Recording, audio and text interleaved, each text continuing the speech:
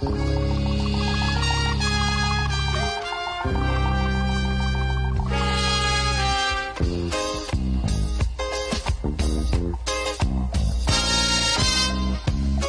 the election back and I'll die away.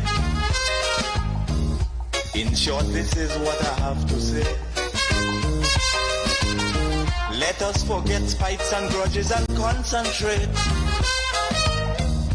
Come, let us sit and try to relate. Because now, more than ever, we must show discipline, tolerance, and production to build a strong and better nation. I say that is the main foundation. You are listening to The Street 919 FM. Stay with us for news, interviews, and commentary that shape our democracy.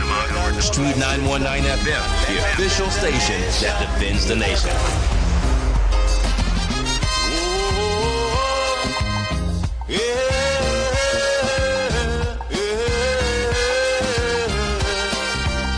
All rise.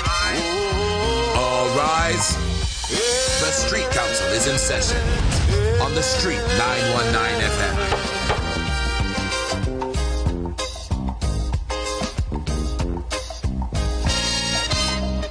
Remember, the key to success is working hard. For our country we must have regard. Forget all your differences, let we start to build. And onward to progress we surely will.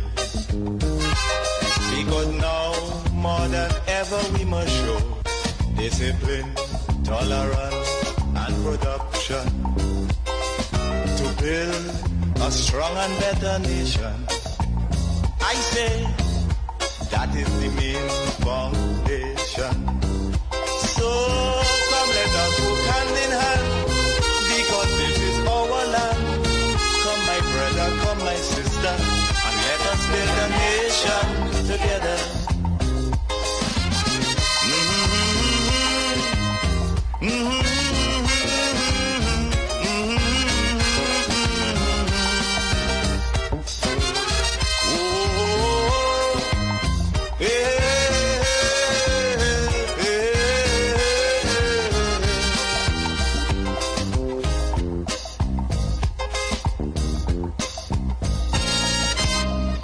So much of things that we need to see about.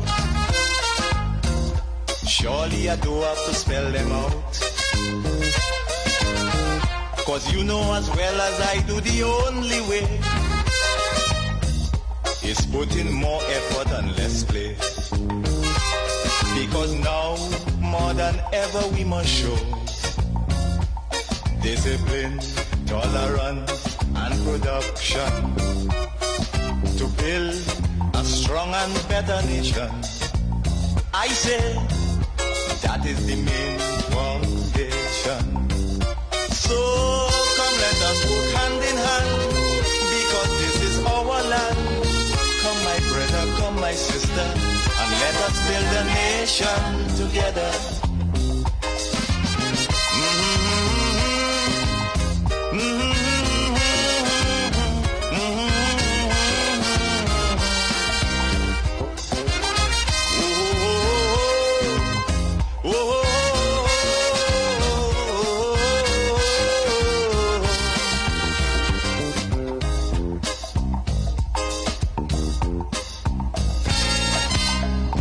This also goes for every Trinbagonian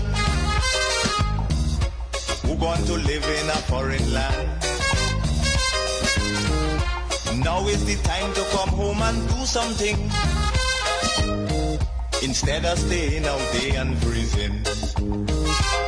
Because now, more than ever, we must show discipline, tolerance, and production to build a strong and better nation. I say that is the main foundation. So come, let us work hand in hand, because this is our land. Come, my brother, come, my sister, and let us build a nation together.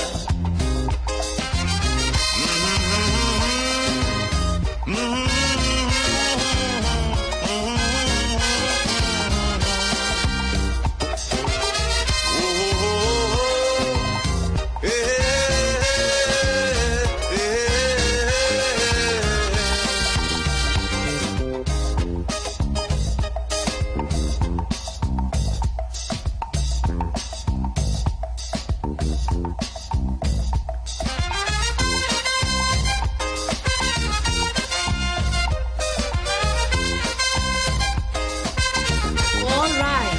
rise. The Street Council is now in session on the Street 919 FM. Your speakers of the house, Anderson and Hashim.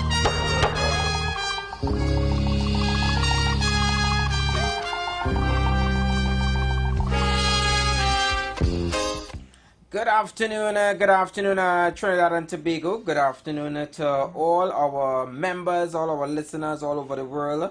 Good afternoon going out to all the crews locked on YouTube and also on Facebook as well, also via our website www.thestreet919fm.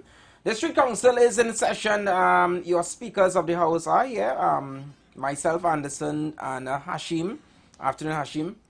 Good afternoon, nation, and good afternoon to the wonderfully empty street of Maraval Road. Yeah. It was such a joy to drive down the street this morning. I don't know what it is.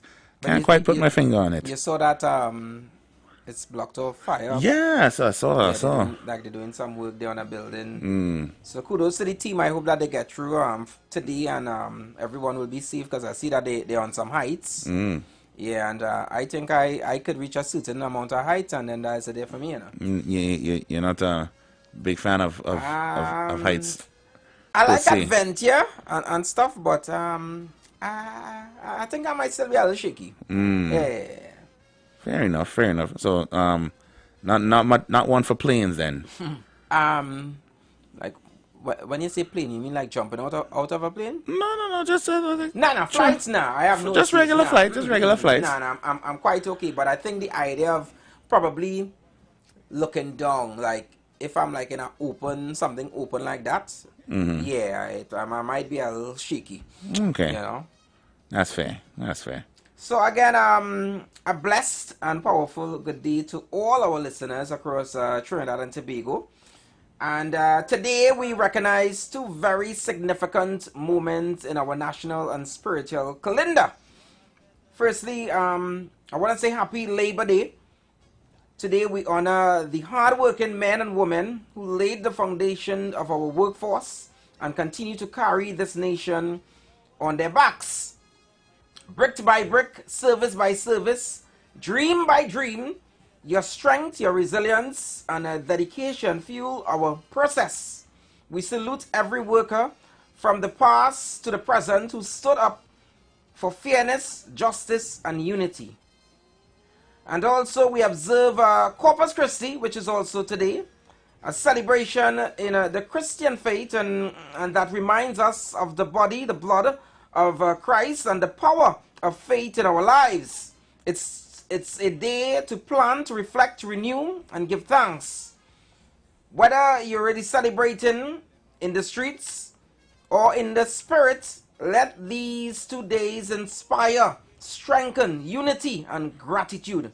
So from all of us at the Street Council and all of us at the Street 919 FM, we wish you guys 2 great, wonderful holidays, Labor Day and Corpus Christi. Yeah, well, good writer there, boy. Yeah. It's come prepared with speeches, boy. Well, you know, I try to at least come a little prepared, you know. Do a little homework sometimes, you know. Yeah, man, of course. Yeah, how to do that. So, I'm not too sure what plans some of you all may have today. I'm seeing that it's a bit wet. It's wet too? Yeah, it's a little rainy. Because when I left Central. So when I left Central, it had the weather was a little, you know, in between. I was getting a bit of rain, and I'm seeing that the sun is fighting and trying to get himself out there as well. So to all the crews that probably heading to the beaches today, I hope that you guys be safe. I know that holidays we tend to want to go and relax. To the younger ones, to the ones too that you may be not a good swimmer, please don't risk it. You know, don't risk it. It's nothing to bathe in your tub. No. I actually know people who just go on the beach and bathe in the sand. There's nothing wrong with literally being closer to the sand then. You know, being closer, because you don't go out there and try and experiment, and if you know you can't swim, and even to professional swimmers, sometimes it gets into difficulties. Yeah. So, please, be responsible. All right. I saw that the officers are out as well. The police officers. I saw some of them on the highways. You guys know they love to be outside, you know, on a holiday. So, I'm just advising you all, the speeders. No need to speed because you're gonna reach your destination safely. One, you're speeding, you're gonna put yourself at risk. You're putting other persons at risk, and if not, you're gonna get yourself a ticket. So save yourself that expense. You know, unless you have it like that, you know, then by all means. Wow, who have it like that these days, boy? You'd be surprised. You would be surprised. Wow. Well, I'm happy for those that may be in that position where they have it. Where they have it. So I saw some updates still coming in with you know, the investigation with Savannah. Again, there's so many different things being said in the media of the suspect, and he may have actually his girlfriend at the time. I think they are saying that it is alleged that he would have gotten a STI, STD from the other one. It is alleged, they are saying that he got it from the deceased, right? And he gave it to his girlfriend, and it's so much. It is so much, but I still cannot see the reason for whatever would have been the altercation for it to end up the way it ended up. Because there is no reason. Yeah. There is no reason in this world that should warrant you taking the life of another. Exactly. You know? I also saw that a man stabbed, injured by ex-new boyfriend. Oh, boy. So, again, we're seeing that, I'm not too sure if our young people or people overall are not looking at the news and seeing things happening. And, I mean, come on, why are we doing these things still? Guys, we really need to, I mean, and this is the month of mental health for men. Yeah. We need to really, really find a way to deal with our emotions. Not because you and someone broke up and you guys are no more, whatever the case may be, that all we need to, all you see to do is to react with violence. If it's not against them, it's against the persons or whoever they intend to probably move on with. We need to do better. We need to do better, and I really hope that you know, the police service,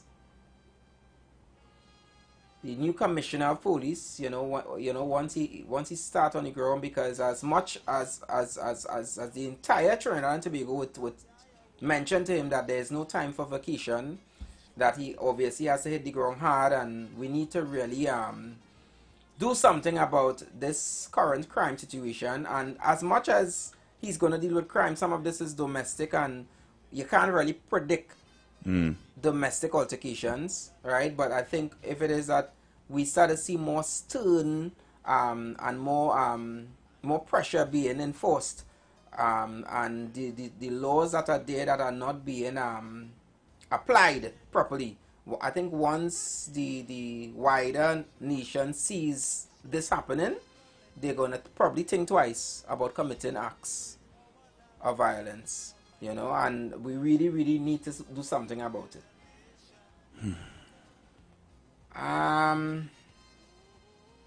So today, really and truly, I wanted to dive into what I see happening right now in respect to our politicians. And we say that in terms of a fish, it rottens from the head. You know, it starts rotting from the head. I know start the head as saying, you know, but yeah. Yeah, they say the fishes start rotting from the head, go down. All right. Interesting. So, if it is that we're not setting the example, we are always going to end up in a situation where the ones that are looking on will think that these things that they're seeing that the heads are doing is right, especially to the point where they get away with it. Now, a lot does be saying within inside the government and or even in Parliament, outside of Parliament. I'm not too sure if it is that we need to probably relook at our constitution, relook at certain laws, but a lot of words just be, back and forth. And persons, those politicians, those persons that took those oaths or took the oath of office to say that they're gonna be the voice for the wider population, for people that elected them there, and then when they go there, the sort of attitude I'm seeing that and it's like they're not putting a stop to it in reference to. It's like I look at the young ones who probably now join or who are now selected to be a part of government. Like, for instance, our Homeland Security Minister. He's new to this. Right. Vandana Mohit. Saddam Hussein. These are young persons. Kareem Marcel. Now, they are seasoned politicians who are obviously there for a very long time. And because there's a culture already there, these young persons literally coming there fresh and seeing exactly what is going on, and they are getting just like the rest. Because I'm not too sure if you guys take a look at, even I was watching the Parliament session, and I was watching it via YouTube, and I saw that the moderator or moderators, they were very busy. Very, very, very busy, because persons who were commenting were so disrespectful. The things that were coming out, well, the things that they were writing, Right. racist. Sometimes the way they are addressing other persons, and those are persons who are literally, who voted and supported whichever party. But then, even though the moderators are trying to take it off, when you hear what is coming out of those ministers' mouth, it's like the same thing. It's the same sort of disrespect.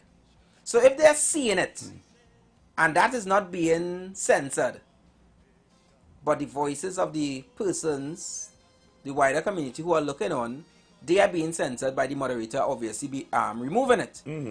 But one cannot be wrong and the other one right. So tell me something. We quick to jump down the throats of the youths when they start to rile up and act up in schools, right? We want to take a firm stance on bullying. We want to prune our schooling system of misbehaved and unruly children. But we can't prune the parliament of unruly and people who do misconduct, throwing jabs and calling people names across the aisle, banging the tables like a bunch of kindergarten children. Oh, you hear how annoying the sound? Maybe it just riles some of y'all up. Maybe y'all enjoy hearing this, right? When I see that, I see a bunch of children. Kids. Adults that literally act in like kids. And before the calls start to come in about who was there for 9 years and who was there, hush. I don't care about hush that. today. Because if it is that we don't correct the problem now, then when are we going to correct it? It happened before. Why should it continue happening? Why should we continuing going on like this, proceeding like this? When would the madness stop? Because you can't expect the nation to be one that is civil if you can't even be civil towards each other. You are literally in there to throw jabs and roast people, right? And they spend so much of time, Hashim. They spend so much of time with insulting each other. And I'm not talking about the yellow and leaving out the red. I'm talking about all. They throw jabs, they throw insults, they they spend so much time, they invest so much time in that nonsense that they forget that they are there to do the people's work. We did not elect persons, 41 persons in parliament to do this sort of nonsense. So clearly the wrong 41 people are in this office then.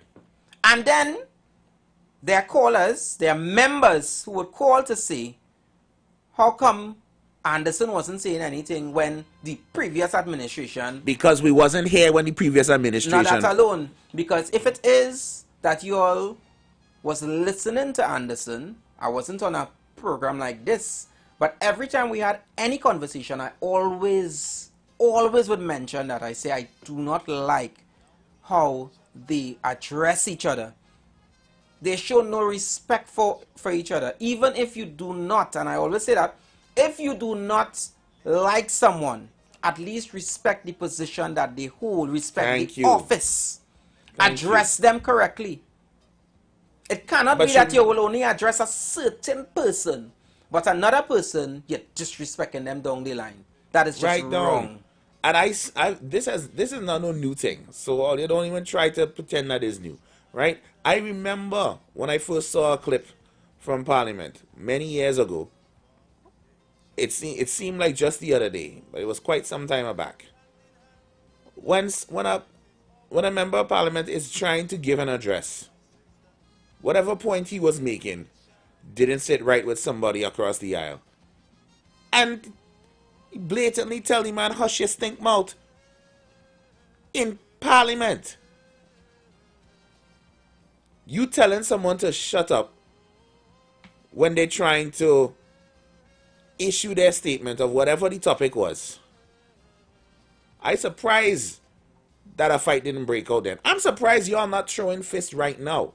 That is the one thing that is surprising me.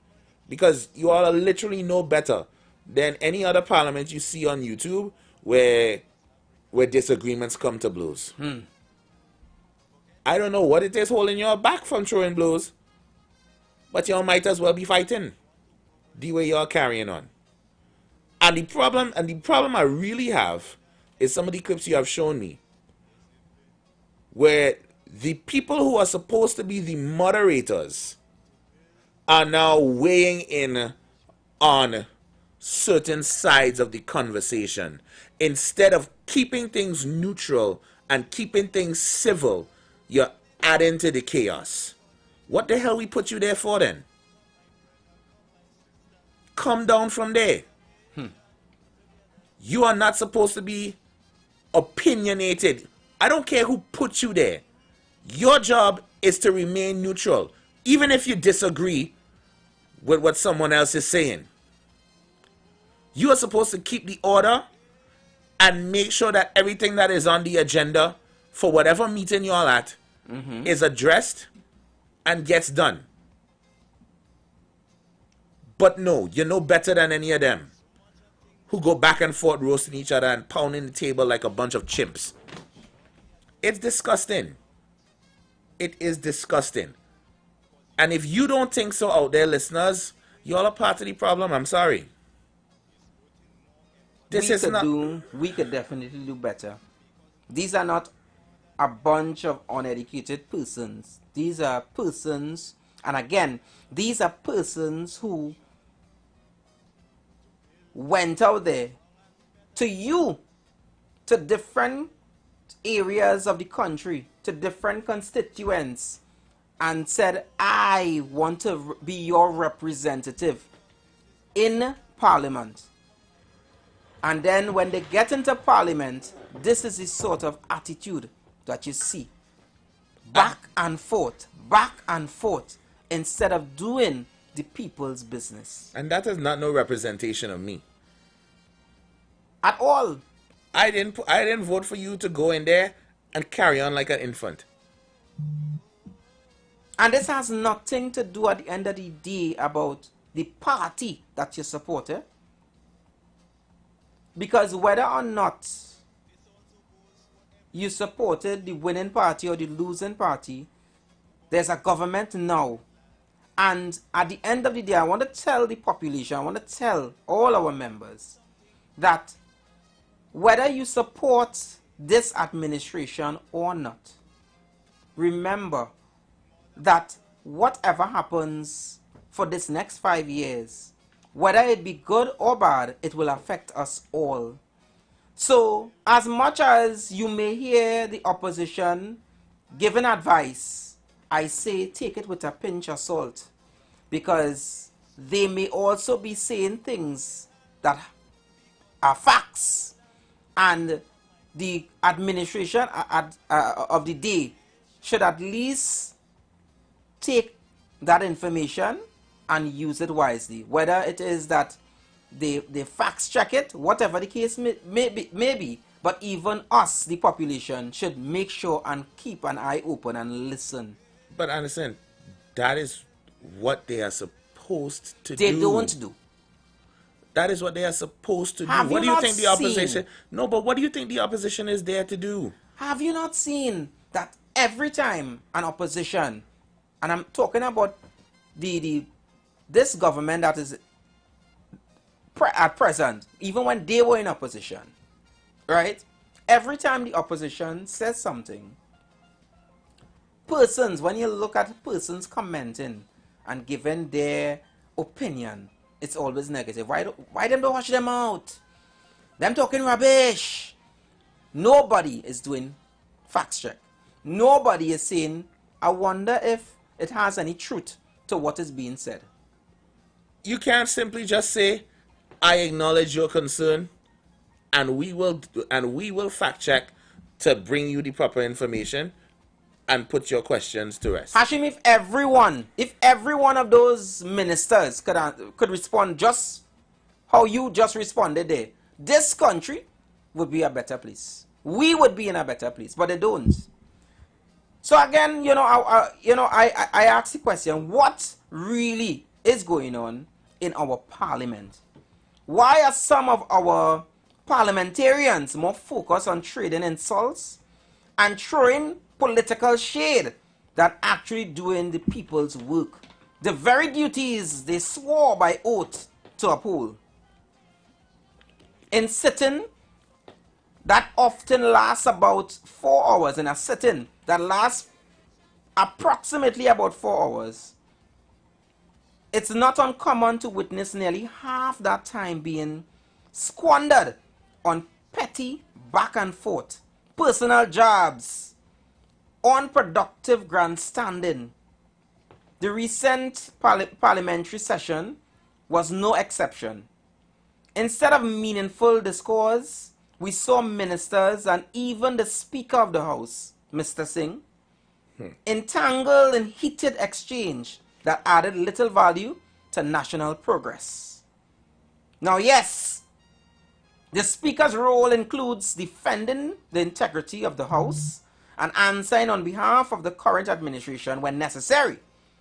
But there's a fine line between maintaining order and becoming part of the political theater. Is this what governance has been reduced to? Performance instead of policy. Do you think that our politicians are spending more time performing than producing results? What do you expect from your elected leaders in parliament? And if you guys are still not sure of what I'm speaking about, or you're saying, Anderson probably come today to fabricate stories, that these things not happening, Anderson lying, right? I want to make sure and play a clip for you guys, so you guys could get an idea of what is being, the time that is being spent in the government, right, when they should be doing, or at least be able to achieve more within a sitting. The time that is spent throwing jabs, throwing insults, like there's nothing more important to get done. So I want you guys to listen to this video. I think Diego Martin West had his hand up before you, member. Thank you very much, Chairman. For the Minister, 005042, acquisition and delivery of laptops and tablets. We have a $76 million additional ask. We would like to know, you speak of constraints. Is there a means test being done for these laptops and these devices? So, given that there's no means test, oh, he didn't answer, sorry. The Honorable Minister didn't answer, sorry. His colleagues did.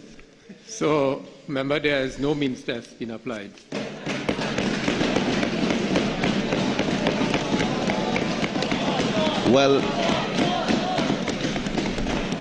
Well, given that the Minister of Finance stated that there are so many constraints, wouldn't it be more fiscally responsible to be doing a means test for this particular item?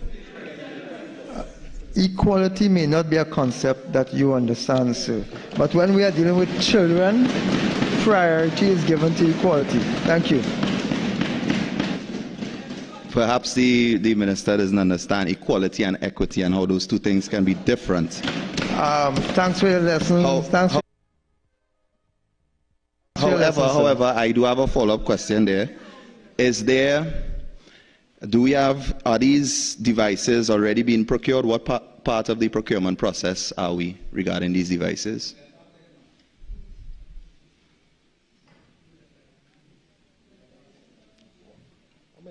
Does the Minister have an answer? We'll advise in due course. Thank you very much, sir. Now, in that particular clip, Hashim, right? One second. Sorry, that whole thing just kind of numbed my brain a little bit. Go ahead. Right. So in that clip, right, one of the opposition was asking about in reference to the laptops that they're going to give to the kids, if a means test was done, because they said the administration, the present administration is saying that every child, whether rich, poor, would get a laptop, right? So the opposition was more or less just asking them if there was a means test that was done or is going to be done to determine, you know, which kids should really get a laptop. And you hear the response from our Minister of Finance, right? Throwing jabs because he asked, instead they respond with facts and information that we could move on. They decide that they must throw insults. And I'm not even getting into the laptop because as I said, I have no issues with giving laptops because a lot of kids have gotten laptops in the past from when they were in government in 2010 to 2015. And I know of persons who got laptops then who still have it up to this day, and they did utilize it, right? And I think that if you really look at children now, I know parents, I know kids who are in standard 5 who have a MacBook, who has computers that I am positively sure are more high-tech, has better specs than the laptops that the government had previously given to kids, because the ones that they had given to the kids wasn't no high-tech, you know. I mean, it was workable. Right, but it was very standard. Yeah, it was a basic. So if it is that some children already have laptops, the parents who are fortunate enough to be able to purchase the laptops, what is so hard to just do a means test just to be able to probably try and save some money? Because not all kids would. Every child in the nation necessarily needs a laptop from the government. Right. If a child has a MacBook and you give me this, let's say it's a HP, but I already have a MacBook with so much of different specs and whatever, and I get into do additional work. Probably I into art, probably I into graphics, right? You think I will just push that aside and say, well, yeah, I know the government, but I'll push it aside, and then it will just get dust and cobweb. Or you just give it to somebody who actually need it, who probably so not in school. It's not a big issue to do a means test. It is a simple question. Come on. And all you have to respond it by saying is, okay, no, we have not considered a means test, but we shall deliberate and see whether it is necessary. What's so wrong in saying that? What is so wrong in saying that? No, it's difficult. No, but you want to just throw jabs. But talking about the needs of children. Okay, not every children needs is the same. Not every children need a laptop from the government. Some will do just fine on their own. Matter of fact, there are children with tablets who can do the same schoolwork without a laptop. It is thing to make you cuss on radio, you know. I ain't gonna cuss. I know even if it's a holiday, I know somebody listening. Good afternoon to the boss. No, it is truly a mind-numbing thing to see, right? As I say, they spend so much of time, Hashim, back and forth, throwing insults. Big persons. And once you throw an insult, they now have to retort back to you. So you're just wasting precious time. Hear this one. Oh boy.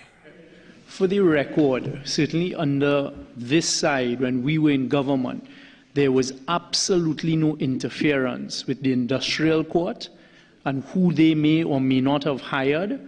Once they had the cabinet authority for the positions, that also applied for the judiciary. So if the Minister of Finance would allow me to finish, so I just want to mark the record that any suggestion that goes on this side would have interfered with the industrial court and its operations is a fallacy. Mr. Chairman, the member for wherever you making? Member for wherever? Members, I don't think that there was any suggestion. I mean, when you look at the utterances, hold on a minute.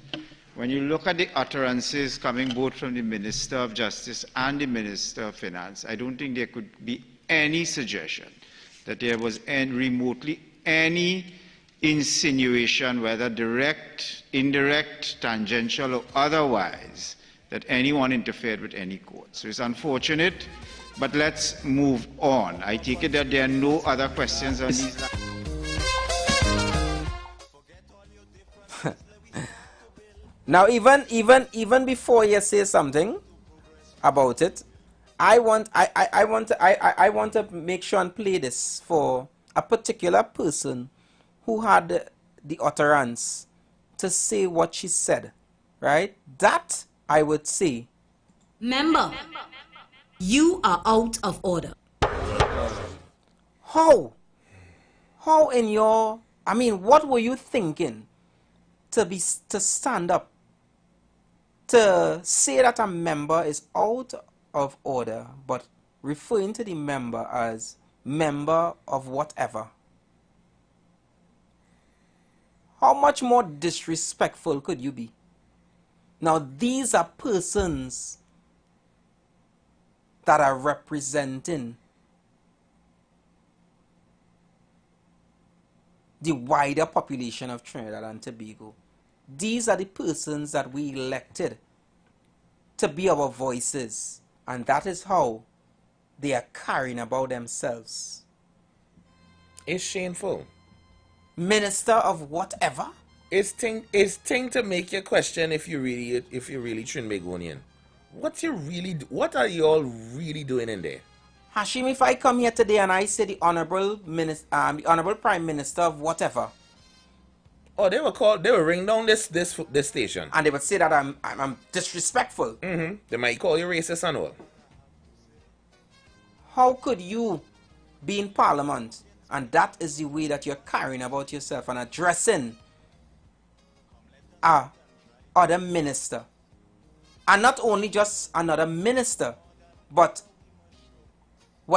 however you want to put it, this was the previous Prime Minister. Whether he was there for 1 day, 2 days, a month, 3 days, however. He was a leader of the country.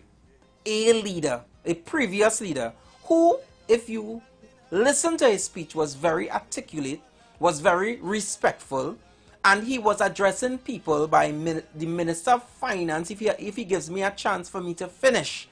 And he was continuing on his editorial or giving exactly, or respond. I'm trying to at least bring his question or bring his reasoning. And at the same time, you could hear the bickering in the back, and then our Honorable Minister, Khadija Hamid, would stand and say, Mr. Speaker, Minister of whatever, these are the nonsense I'm talking about. That is what cut me very deeply. We had to take a pause, and we gotta jump back into it. And I have some words for Miss Hamid when we come back, because you real disappoint me there, Miss Lady. We'll be right back to the console, guys. Don't go anywhere. You've got bills to pay, and so do we. Let's go pay some bills on the street 919 FM.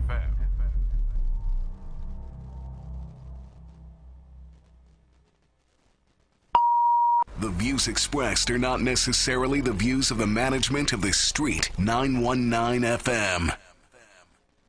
You want to find something great to do with your Tuesday nights? You want to learn and understand the true reason for Jesus? Then join us every Tuesday night from 8 to 9 p.m. for the program, This Same Jesus. This Same Jesus, the program that puts Jesus in his rightful place in our hearts and in our homes. Let's bring church home to you. Join us every Tuesday nights from 8 to 9 p.m. with your hosts, Kempes and Kevin. Be inspired, be blessed right here on the Street 91.9 FM. Falling in love with Jesus.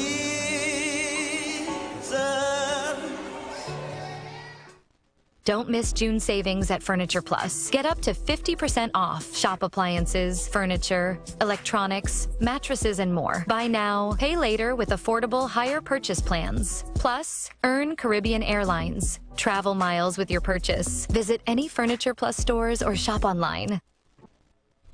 Men, women, tired of the invasive, painful old methods of testing prostate and breasts? The Institute of Health and Fitness Clinic and Wellness Center offers comprehensive and non-invasive diagnostic testing, which indicates the nature and extent of diseases and tests your nutritional levels. Our quick testing can identify early signs of problems by evaluating many of the bodily functions, such as male and female sexual function, gastrointestinal function, liver function, kidney function, thyroid function, heart and brain function, and also cancer testing. Results are comparable with other medical lab tests without the use of needles or embarrassing specimen cups, and is pain-free. We also offer all natural treatments. Visit us now at number 79 St. Vincent Street, Tunapuna, or call 492-7397 or 289-6363.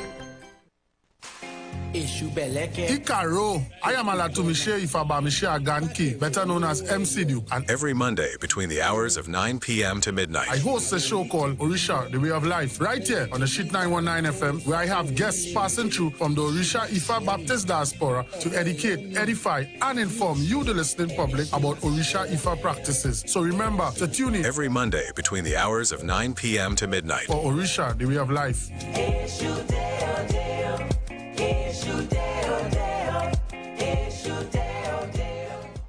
This is Roger Boynes. I am contesting for the position of General Secretary for the People's National Movement in the upcoming internal elections scheduled for June 22nd, 2025. I am a former Member of Parliament and Minister of Sport and Youth Affairs. I bring to the office of General Secretary experience, dedication to hard work, a commitment and respect for the membership who are the very backbone and foundation of this party. I'm prepared to focus on rebuilding this party with the help of all. Vote for Roger Boynes as General Secretary. Vote for a stronger PNM. Vote for a stronger nation. Planning your Tobago getaway? Choose the highest Google-rated car rental company on the island, O'Neill Auto Rentals Tobago. Located just minutes from the A&R Robinson International Airport, at O'Neill, we pride ourselves on being the most tech-savvy car rental company in Tobago. Our process is 100% digital. No paperwork, no long lines. From easy pickup to seamless returns, renting a car in Tobago has never been simpler.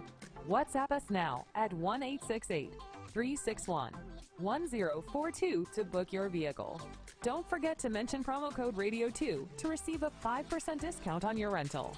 Send a WhatsApp message to 1-868-361-1042 today. That's 1-868-361-1042. O'Neill Auto Rentals Tobago, the easiest, most reliable car rental experience on the island. Vehicle availability is subject to change.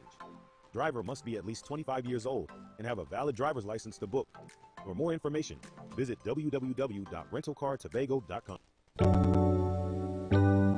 Blessings in the wonderful name of our Lord and Savior Jesus Christ. You are invited to listen to the Final Hour broadcast heard every Monday from 12 midnight to 5 a.m. in the morning on The Street 919 FM radio. Here my mom, Pastor Helen Garcia, and myself, Pastor Valentine Garcia Jr., preach the Word of God to the elderly, youth, and children. We can be contacted at 629-0113 or 623-8444. The church is located at 26 Prince Street in Port of Spain. We look forward to you joining us. God bless you. As my life I lay it on the altar, as my life. Looking for a safe and relaxed professional massage therapist and nutritionist? Look no further.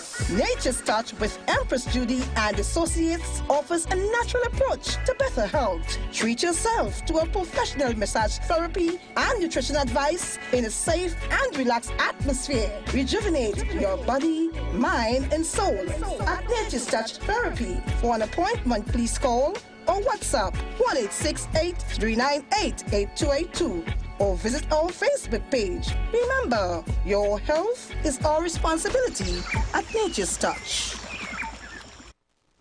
The presence of oxygen is absolutely the absence of disease. Most chronic diseases that plague us are not happening to us, but is happening within us. We're literally eating ourselves to death, which means we're not living longer, we're dying longer. Join fitness expert Aloy Johnson, the founder of the healthiest corner on earth, located at number 92 East Drive, Chamfleur, every Wednesday from 8 a.m. to 9 a.m. live on The Street 919 FM, where he shows you that healing the body's temple is easier than anyone would have led you to believe. Welcome to Pizza Hut. Hi, can I get a medium pepper? Here you go. Oh, wow. How did you... It's Pizza Hut's Hot to Go. So you get taste, quality, and speed all in one go. And I can get one medium hot to go for $89 or two medium hot to go for $169 in pepperoni, Hawaiian, and veg, Monday to Friday. Can you get your girlfriend to forgive you as fast as our hot to go pizza? No, sir. Come in and try our hot to go specials today at locations nationwide. Pizza Hut. Now that's delivering. So line up, link up, creep up, rock and come in. It's all about the fastest growing reggae show in the land without a doubt. Reggae Rock Sundays on the Shit 919 FM with yours truly, MC Duke and Selector Kochi on the ones and twos. So make it a date and don't be late. 7 p.m. to 10 p.m. right here on the Shit 919 FM. Gadamawe King Selassie. Whoever said messy was a bad thing totally missed the point. Take that hit song everyone loves now. It probably started like this. Baby, calm down. That's why KFC is celebrating the messy moments with our Messy Cruncher and Messy Zinger sandwiches for only $34.95. Imagine a crunchy, golden brown, flavorful chicken sandwich sauced to perfection with our signature sweet, spicy, tangy sauces. Oh boy. So crunch into the deliciously messy moments today. Check socials for details. KFC, it's finger-licking good. Share the live. Share the live. The Street 919 FM on Facebook and Instagram. Share the live. Iowa George on Instagram. Share the live. Iowa TV and Street TV on YouTube. Share the live. The Street 919 FM. Member. Member. All rise, all rise. The Street Council is now in session on the Street 919 FM. Your speakers of the house, Anderson and Hashim.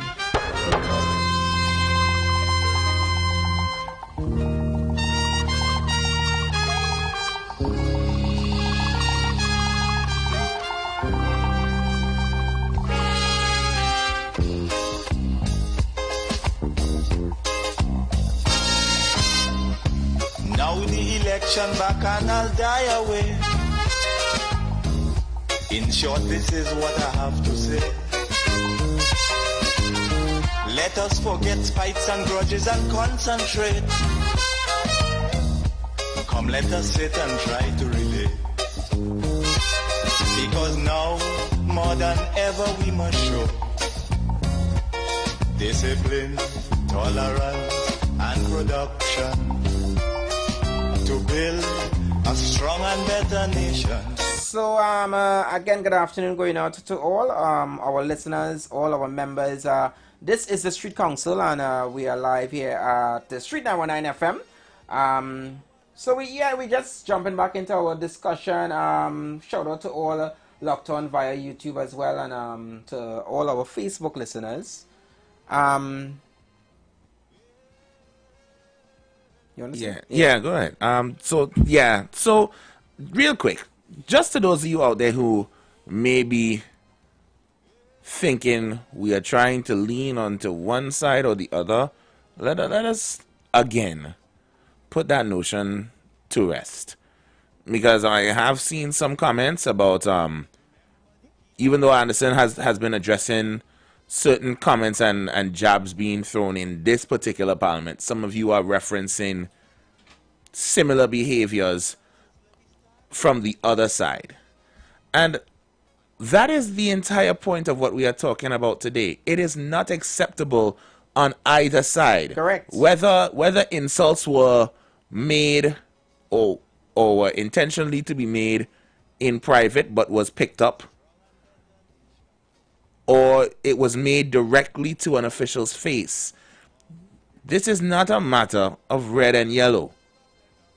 This is about grown adults who the people of Trinidad and Tobago elected democratically to oversee the progression of our nation.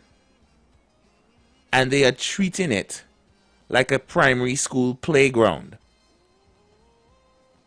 Whether it is the administration or the opposition, if you are in that parliament to throw jabs, that is not the line of work you need to be in. And I wish one of y'all would walk up into parliament and tell them that to their face. To stop acting like a bunch of blasted children. And I have Hashim, I've fed up seeing it. Even when the previous administration was there, I saw them throwing jabs to the current administration, and I found it to be very much distasteful, disrespectful, the way that they address each other. So I am not speaking about just this administration. I'm speaking in general. All of them. All of them are guilty of it, and it needs to stop. And you know what? You know what has really kicked me at the end of the day? When the cameras come off and they leave that room in the Red House, a lot of them does just go down to the nearest bar and knock a stack together, you know. A lot of them just very cool with each other when they are not on opposite sides of the aisle. But all of a sudden, when we in work, we have to fight each other. Crazy. Make it make sense to me. Make it make sense. And y'all can't tell me I'm lying, because I've heard these stories from the horse's mouth. People on opposite sides in different parties get along famously when it doesn't have to do with money for the country. If we don't, as a nation, if we don't fix the problem from the head, we are going to see it trickle down to everyone. And I'm telling you, I've seen it. I'm seeing it already. I actually admire Mr. Saddam Hussein from his humble beginnings to where he has now been a part of government or part of our parliament for some years now. And some of the responses I hear, some of the things I hear coming out of his mouth now, I have to rock back and be like, hey, Saddam, that's you? Mr. Saddam, is that you? I came here on many times and I said, I like Khadija Hamid. Of course. But hearing Khadija Amin stand up in Parliament and address somebody like whatever. Not just somebody. I had to pull back. I had to pull back and be like, no, Miss Khadija, not is just that you? Not just somebody. The former leader of this country. So Hashim, what I know that some of the members of this council will call in and be like, you know, you shouldn't say that and you shouldn't say this. So at the end of the day, because you support a party, if they do wrong, you shouldn't call them out on it. If someone, because last time I checked, all of these people are humans, right? And we all make mistakes. Last I checked. And we all sometimes slip and fall. Last well, I I am checked. telling you, Khadija Hamid, she fell. Yeah. And I am telling her. It hurt to see. I am telling her, better than that. Please. Better than that. I'm saying this to also say that if it is that our senior persons in Parliament do not set a good example, the culture will continue where the younger ones, like Mr. Alexander, will then pick up the same sort of temperament, dirty, distasteful attitude and display it in Parliament. And this is my gripe with politics at the end of the day. Those who are seasoned and are supposed to know better are warping and twisting the minds of the young generation of politics who are supposed to be shaping the nation for tomorrow, because you're not going to be in politics forever as much as you wish you could be. I wish that there was a retirement age for some of your politicians. You understand? Just as it is for civil servants. Matter of fact, it is a civic duty being a politician, is it not? So why can't you retire at 60 the way a teacher has to retire at 60? Because somehow you need to go. Because the attitude that you are bringing to the parliament is a toxic atmosphere. Say that last part again, because I think some of them don't understand. It is a toxic atmosphere. Correct. Some of you older heads in parliament are bringing to the nation. It's like we can't do anything in the nation without it there being some sort of commerce or bacchanal behind it. That is all well and good when it comes to a juve or a carnival, you know. But apparently that's the only thing that is still here now. Bacchanal and commerce. Because I'm telling you, when you look at these people comments, it's only bacchanal. Yeah. And some of them, they're not even taking time to sometimes read the article properly, you know. But they're throwing jabs, they're throwing insults. But you know what? They're seeing it happening in the parliament. Yeah. And we are not setting the example from there. So what do we expect from our population? Not to be disrespectful. What do we expect our the younger generation, right? The convent young ladies who are in debate and whatever, when they listen and they hear that is the attitude, what do you think they're going to do? Not fight somebody outside of a school gate? What do you all think? Let us fix it from the head. And a Speaker of the House should always be balanced. That is my biggest care gripe out of all of it. Put them there. At the end of the day, you have to bring balance. And if you cannot bring balance, then you need to step aside and give that responsibility to someone who could bring that balance. Listen to this before we take the opening lines. Listen to this. Out of the 54, it's a simple, out of the 54 million, this position that some would go and some will go to the past and some will go to the future is understood. But I'm asking what percentage of that is going to the past and what percentage of it is going to new briefs. It is a simple question. Mr. Chairman, apparently the member for Laventille West does not understand how litigation works. I've heard the question asked at least 5 times. And answered none. I don't want to be even remotely deprecatory. I understand that you've recently been admitted to the bar. It would be difficult, if not impossible, for anyone to, given the context of the answer given, to allocate percentile amounts to past and future. Mr. Speaker, what does a member being admitted to the bar have to do with anything?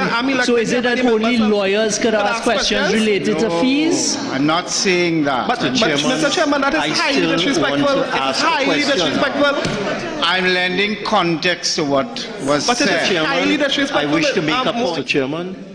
I have participated in at least 40 Finance Committee meetings already, 15 of which would have been under the UNC. This is the first Finance Committee meeting where I see the chairman, your good self, venturing opinions, seeking to clarify statements made. It is simply wrong. It is wrong. Yeah, no, I was gonna tell you because it was hurting my brain. It was very much hurting my brain. Why are you trying to deliver context? That is not your job. Your job is to remain neutral and to moderate. If one side is getting out of hand, it is your job to mash the gavel, slap the ruler, whatever device you have in your hand. It is your job to use your voice to say, hey. Stay on topic and be respectful. What are you doing? Now I want to put it out there that Mr. Singh did apologize to Mr. Kareem Marcel in private because he realized where he went wrong and he did apologize. But being this early in the game, if that isn't a flag, my members, then what are we waiting to see? So I'm saying no. Correct it. Correct it. Make sure and correct it. On all fronts.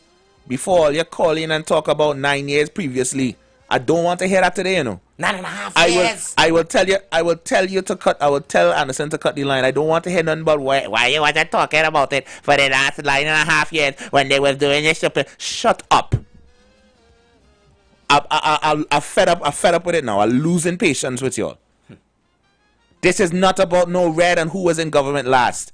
At the end of the day, they are all being immature. All of them. And these are the people that you put into office, supposed to be representing you. The supposedly most intelligent people in the country. To make laws.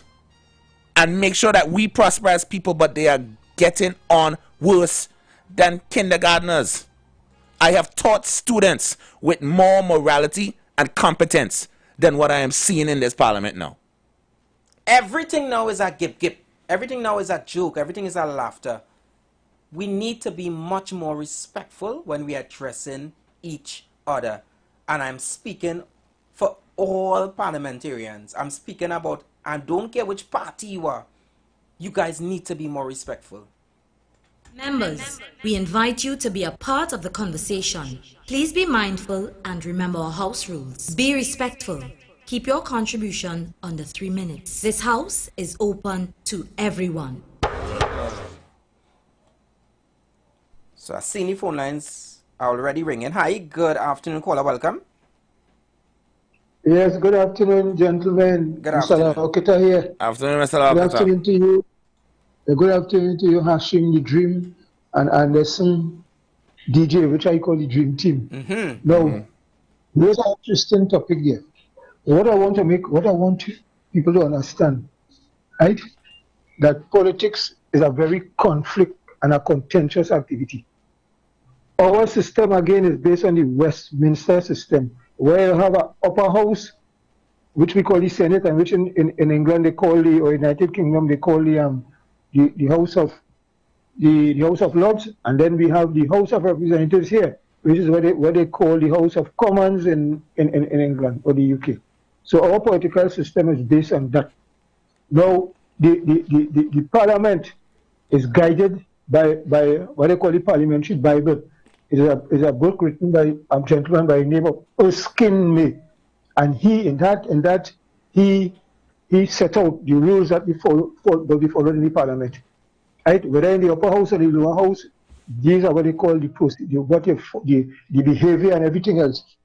Right? That you have emanating from the different, what they call the chambers, right? Because they call both houses a chamber, and they also call it a bicameral system, right? So you cannot avoid conflict, right, in the parliament, right?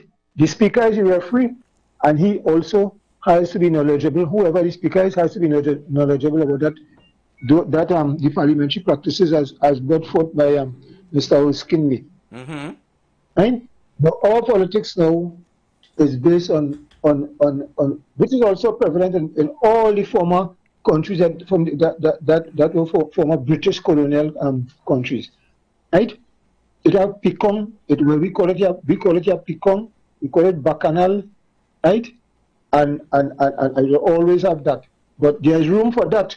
But it mustn't go beyond the boundaries of the parliamentary practices. And that's what we are saying, right? Mr. Lohoketa. That's what we are saying. We're not saying that there's not going to be contention on the floor, you know. We are not saying we're not saying that at all. And of course there is going to be certain jabs, but there are ways of being tasteful. You are a politician and a leader. You cannot be stooping to your lowest based human instincts to retaliate in a setting like that. That is what we are seeing here. You understand? Yeah, you know what? In the system we follow, anybody could be a member of parliament. Eh? So people will have different capacity, right? Because nobody can prevent a plumber who has interest in becoming a parliamentary representative in our system. You know? People have different IQs and things, so people react differently. Because a carpenter will behave differently to a man who maybe a lawyer, medical doctor, right? But the thing is, we cannot avoid conflict. We could jump high, we could jump low. We cannot avoid conflict. There's what they call a hazard of the job, or as they call it now, occupational hazard, right? You cannot get away from that. And what he thinks here, I was fortunate. I spent all my money studying politics. I have a letter, man. I have 2 set of letters behind my name. Simple as every Mr. Allocator talking here. And what I'm stating, we have a problem in this country that political education was suppressed over the years. I ain't talking about now. And I was just like everybody else, you know, until I decide, you know, I decided to I love politics from a little child. And I decided to go and study this thing. Mr. Lockett, I don't mean to cut you short, but we just want to stick to the 3 minutes, right? Because we have a lot of other callers. Well, I guided by your practice and procedure, you know. So yeah, right? Yeah. But thanks a lot for your contribution, and I hope that you call back, though. Yeah. Well, no problem. Nice. No problem. Thank you, brothers. No problem. Hi, good afternoon, member. Welcome. Member, are you there? Are you hearing me? Yes, I'm hearing you. Hi, go ahead. Yeah. How are you guys doing? Yeah, this is caller from Los Angeles, California. How are you guys doing today? Hey, Mr. Ali, how are you doing? I'm okay, man. Thank you for asking. How you guys doing? You guys good? Yeah. Going good. I know you guys have a long weekend, but wow. Yes. Very long weekend. Well, I don't know about that because we still here working, so it's a regular week for us. Oh, yeah. So you guys have some substantive topic today, talking about Parliament and people conduct in Parliament. Correct. Yeah, I mean, so professional people would let us to the name of this. Really act like children sometimes. Wow, and I mean on both sides. I ain't talking about one side at all. If they can't conduct themselves at all, I listen to something. I hear a man shout out and just go to the double palm. I said, what? Wow. I don't know if you guys hear that. Actually, I did, and that's why I'm speaking. That's why I'm speaking about all of them, because actually that statement came from the previous prime minister, right, where he suggested, but he said if there's any palms. And then he said if that has any palms coming in, and then he said if it's double or triple. So obviously you would know exactly what he's referring to. Yes. So, and that's why I said they spend so much time with this nonsense and throwing these jabs. And people would say that you can't get away from it, just as what Mr. Lockett is saying. But the thing about it is that we should do better. Yeah. Our responses should be better, because at the end of the day, you are talking about a nation that is looking on And some of these persons look at these people as role models, as persons that they would like to be. This is not a movie, you know. Leave the acting for those actors and actresses. Leave that for them. Leave that for Hollywood, Bollywood. Yes, you're right, because man, the decisions they make is affect people's lives, bro. Correct. Exactly. You don't understand that. Them in the ivory towers and with the blue light escort and things. That's the thing. That's the thing, LA. LA, that's the thing. I feel that they forget that when they actually enter the office, you know.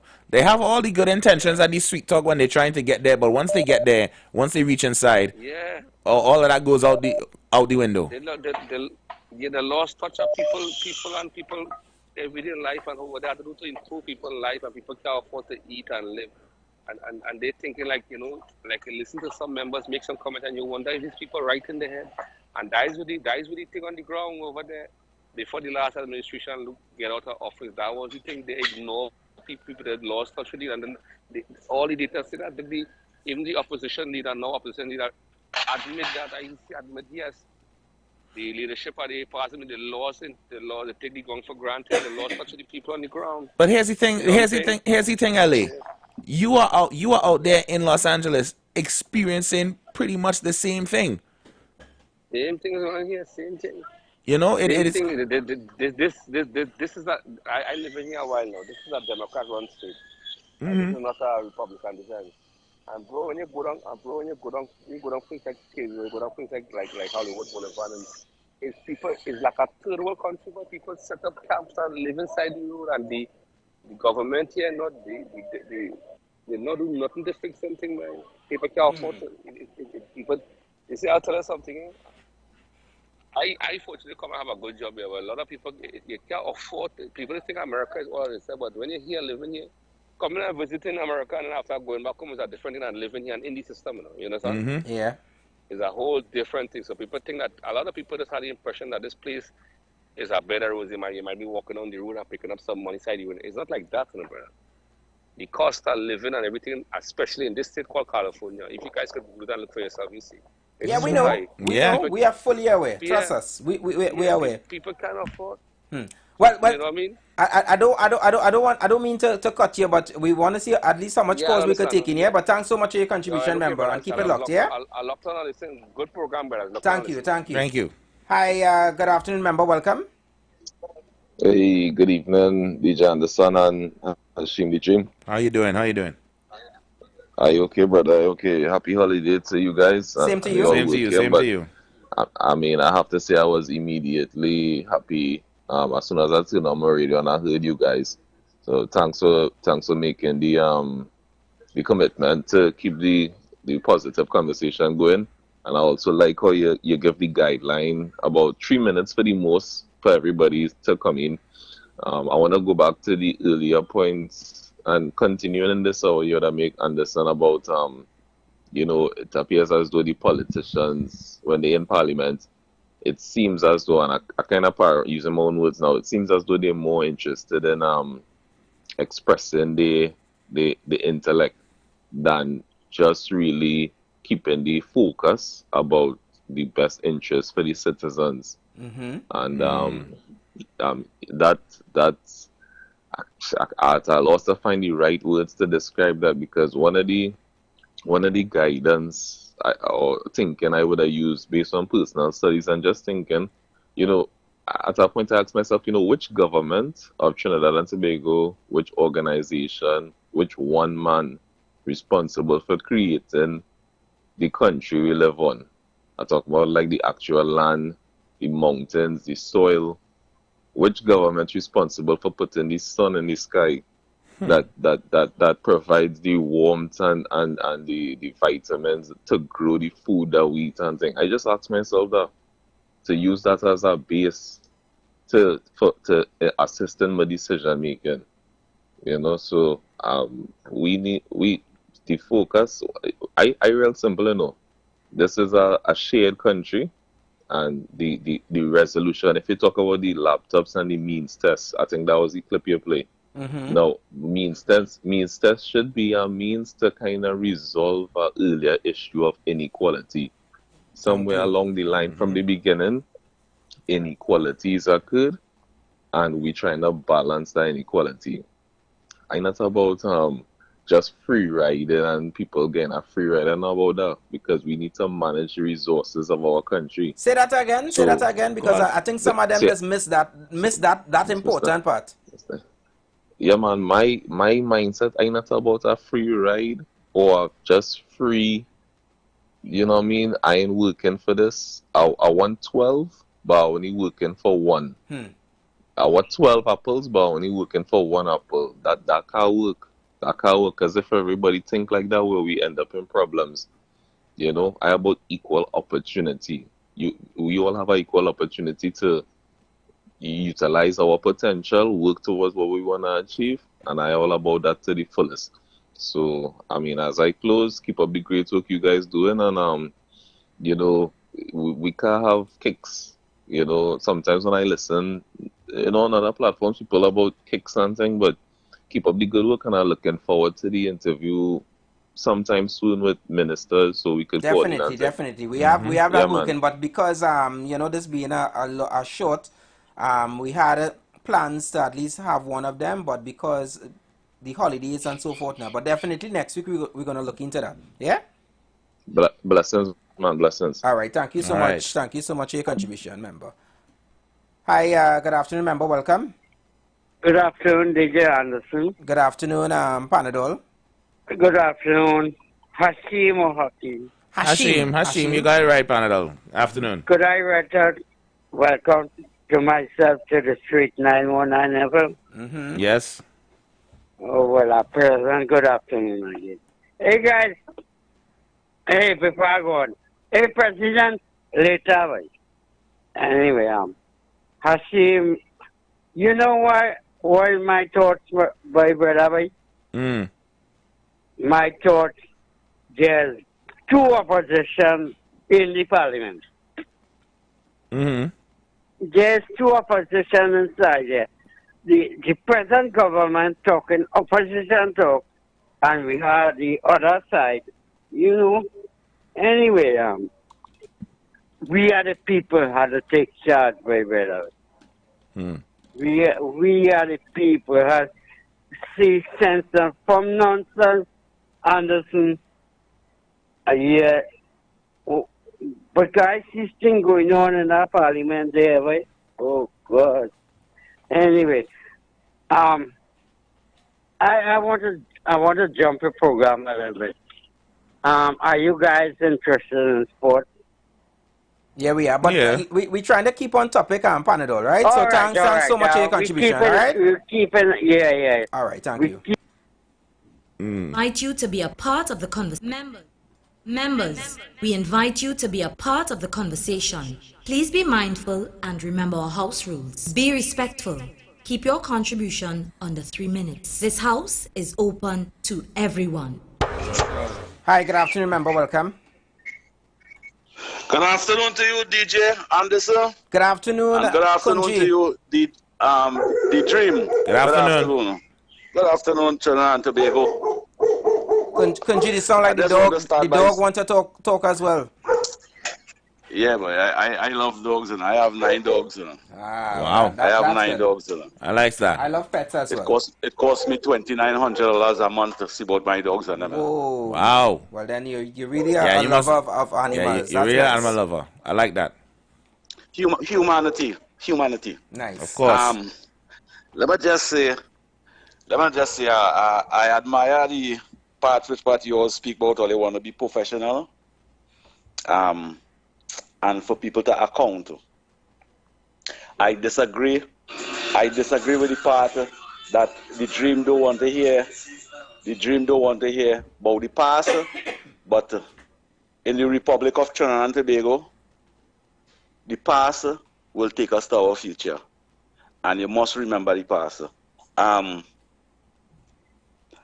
You all think that the president of the house was unfair to Kareem. That's what I clearly get. And some sort of respect should be taking place in the parliament. I agree with that. But I wait for the day that you all will speak about Stuart Young behavior, because once you all listen Karim and the president disagreement, and you all confirm that that was the president role to play in Parliament. He's supposed to be fair. I agree with that. Not how you all think about it, but that is the nature of politics in Trinidad and Tobago. And we all accepting that for the past 40 years, that behavior in Parliament, for the past 40, 50 years, the citizens of this country accept that kind of behavior. It's strange to see two young guys want transparency now at asking, is it because of your political party loss? Because I hear where the opposition side is being very rude and very disrespectful. It has some of them almost nearly cussing. I wait for the day to hear you all speak about that part too. Because to tell you the honest truth, I like to speak my mind on Soca Bashment 91.9, because that is where I know this radio station. I like to speak my mind. I wait for the day for all to speak about the opposition part, how rude there is, and I'm just trying to hold back because I don't want the dream to say, well, look, I'm coming down on them. But this kind of programming on 91.9, I want more support. And I don't matter what the PNM callers will call back in and say after. I want more support. You see, this kind of program is the program have 91.9 where it is right now. Some changes must be made. And the politics part must be held on 91.9. And although try to stop that, don't try to stop the people and them from calling and expressing themselves to stick on the topic and stick on the topic. I agree with the stick on the topic, but stick on the topic and tie in your line, I agree with that. But don't try to tell the people and them, I don't want to hear about this and I don't want to hear what happened to the past 8 years. No, we don't want to hear that. The general public, the callers them, in fact, I say, that mustn't be allowed. We will speak about them thing on 91.9. The dream, don't try to stop them thing. And don't try to overthrow me in saying what I had to say. Thank you.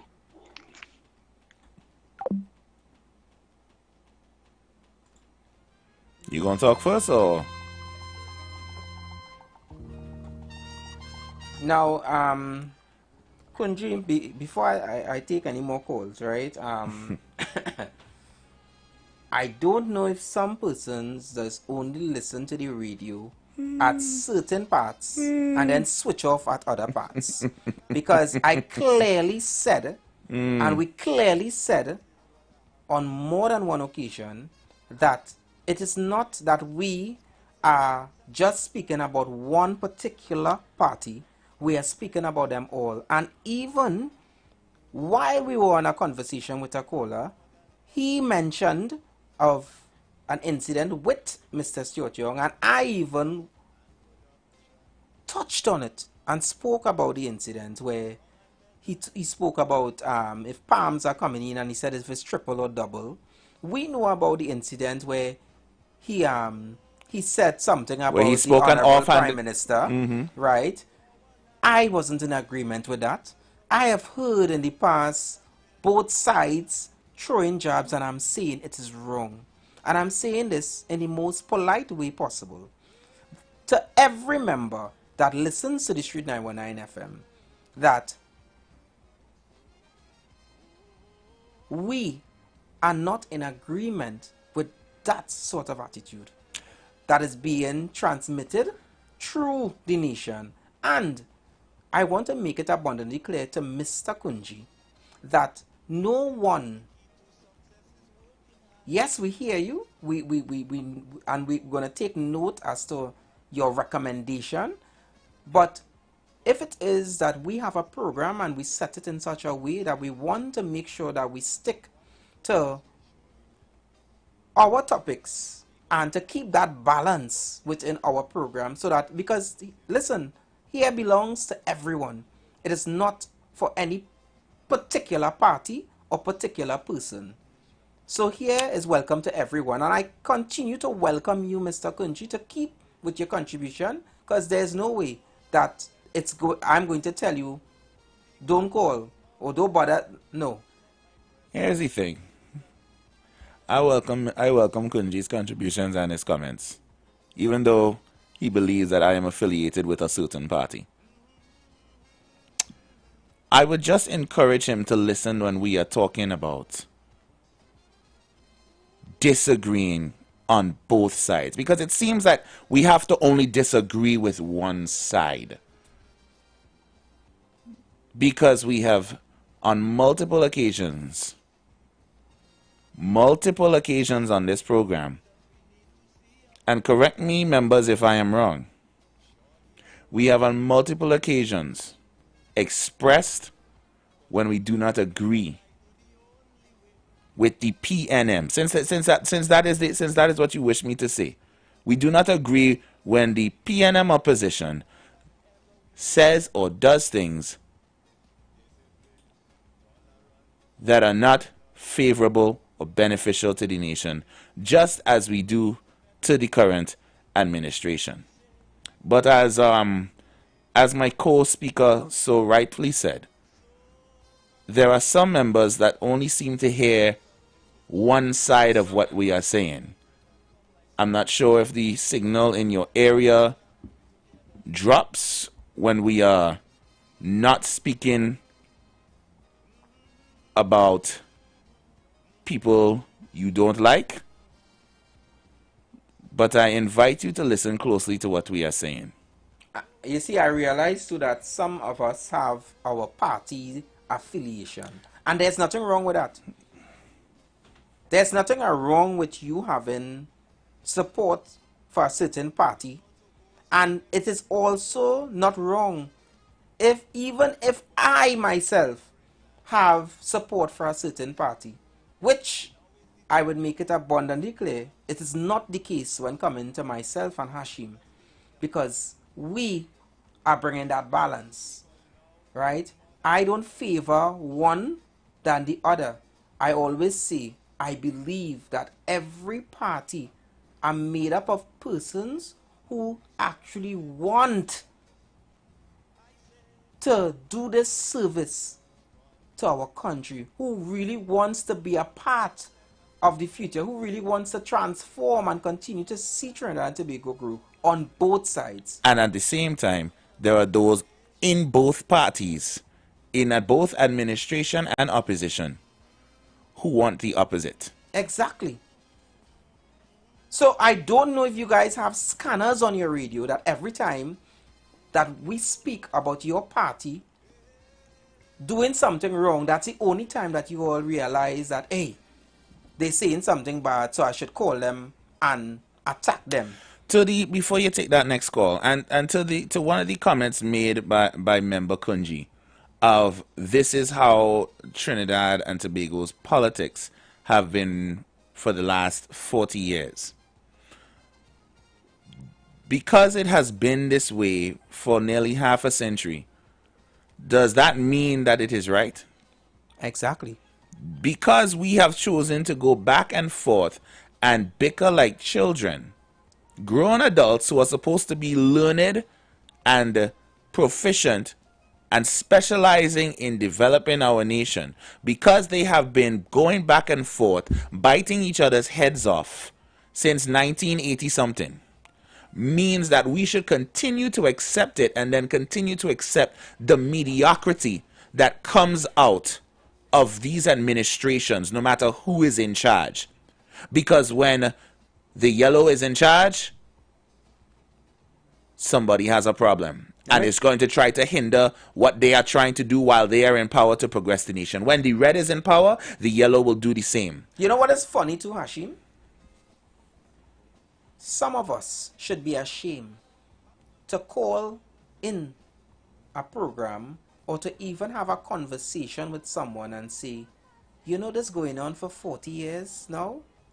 we should be ashamed to say that. And you know why? Because if you're living with your spouse and you're going through something, sometimes within weeks or months, you're already fed up. Something like this that is going on for years, we don't want change. Decades. We don't want change. Decades, Anderson. We don't want change. We don't that want is literally change. That is literally the energy that I get. Now, if that is not the energy you putting out there, then please let me know. But if you are telling me that we have accepted this behavior for 40 years and you just saying this is just the way it is, clearly you do not want better for Trinidad and Tobago. All you want is whichever party you are loyal to remain in power and just leave it at that. And then just complain about everything else.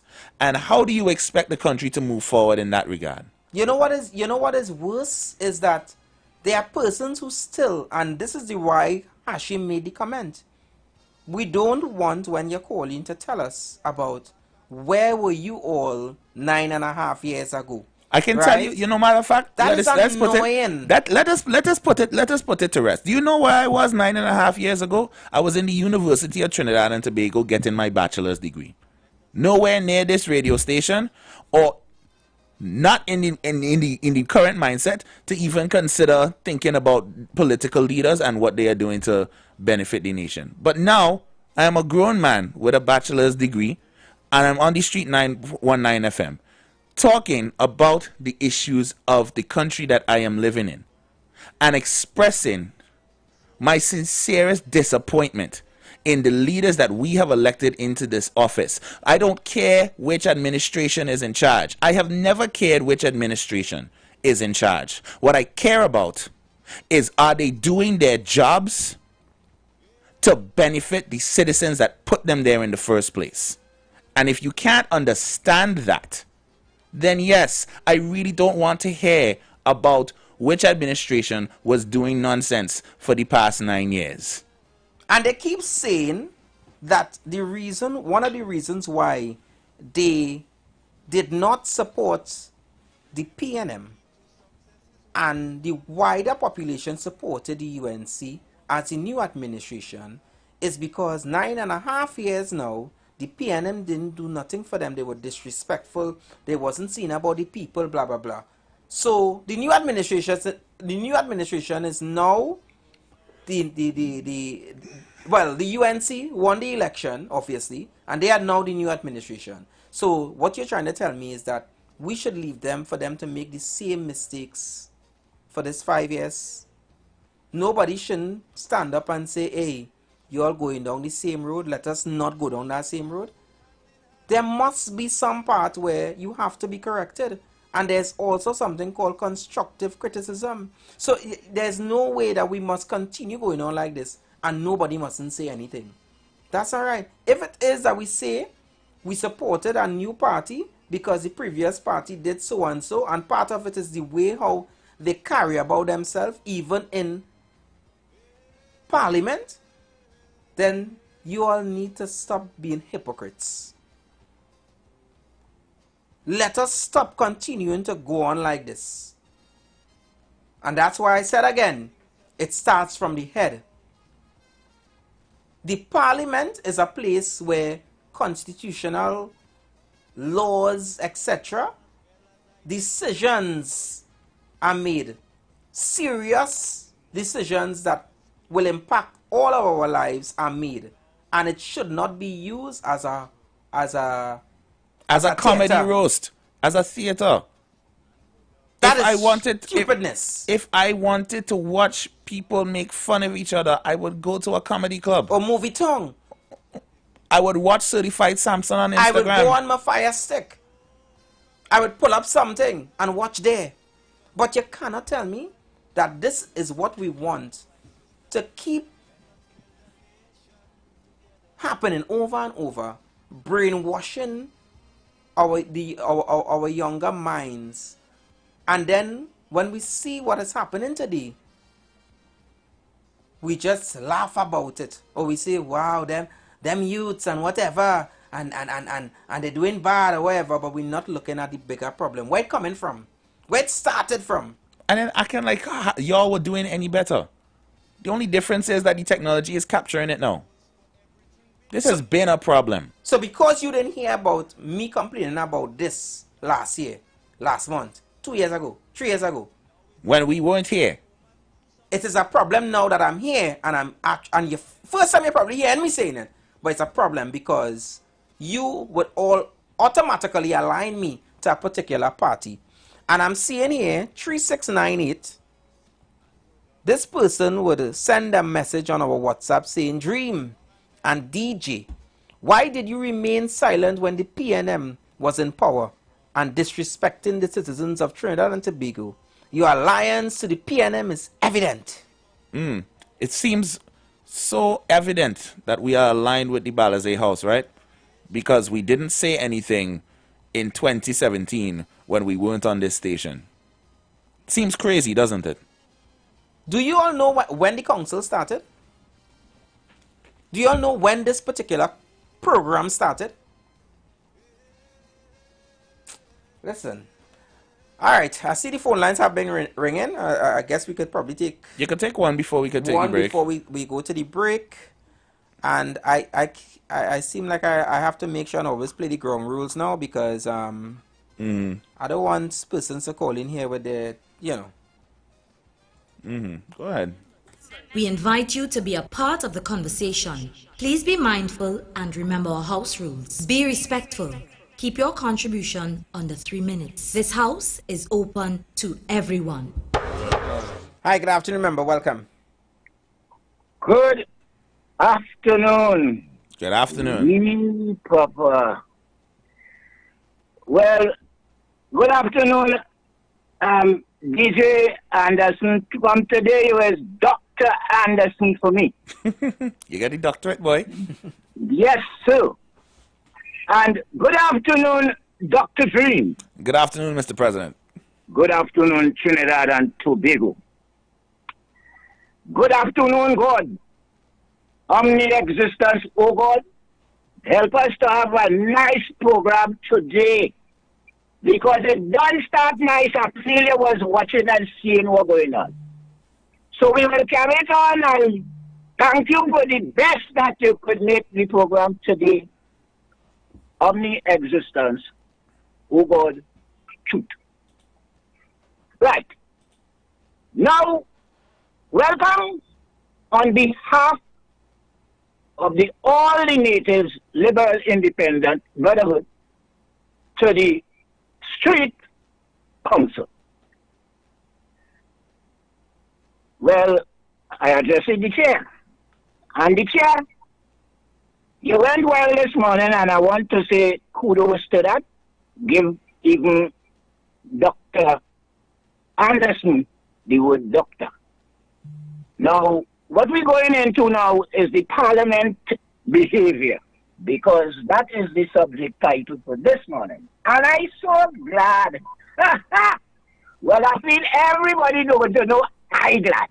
Because today is the day that the Street Council will teach the parliament. From today, this Street Council will teach the parliament. Because all what I did this morning is an example to the parliament, according to what all you see in the parliament. I didn't dare to see it, but all you talking the talk that I know if it's coming from many mouths, God in everybody's mouth talking the truth. So now, this council is the head of Trinidad and Tobago. And from here on, we will get it registered when the time comes and know what all you know what I have out there, and it will do that. So this is to be kept serious so that the parliament will understand what we need. The liberal, independent brotherhood will have a council in the 91.9, call it the Street Council. And that is how it's supposed to be now, because it made the diction for today that we must be serious with our representatives and government. Now you're starting to understand what it is to be a referee. And we have to put 12 of that referee in the parliament so they cannot be going on with that thing for a future to come. Okay, I will come in later on. I think I'll swell that there. And I want to say, DJ, you ain't have no fabrication in your mouth. at all. You talk the truth, and the truth is the truth. All right, I will leave it there, and whatever little piece I will come in after, because I have the minister, we both whatever, and the next one is, well, the referee don't talk about and they start. Okay, right, I could pause it. That is what I have to say, and thank you very much, everybody. And I like Panadol, man. Panadol show his disgust, and Panadol show how true this thing's supposed to be, because he don't like a thing, even so he don't like a thing what he see. Panadol, you was good today. I've gone until later on, Dr. Dream, Dr. Anderson, Trinidad and Tobago. Thank you so much, member. The Street Council is in session on the Street 919 FM. So we have some bills to pay at the top of the hour. So you guys keep it locked to the Street 919 FM. We're gonna pay those bills, and then after we're gonna come back with more. So you guys keep it locked to the Street 919 FM. The council is in session with your speakers, DJ Anderson, and Hashim. I try to take minus the Anderson, the DJ during this particular program. Yeah? Makes sense. You've got bills to pay, and so do we. Let's go pay some bills on the Street 919 FM.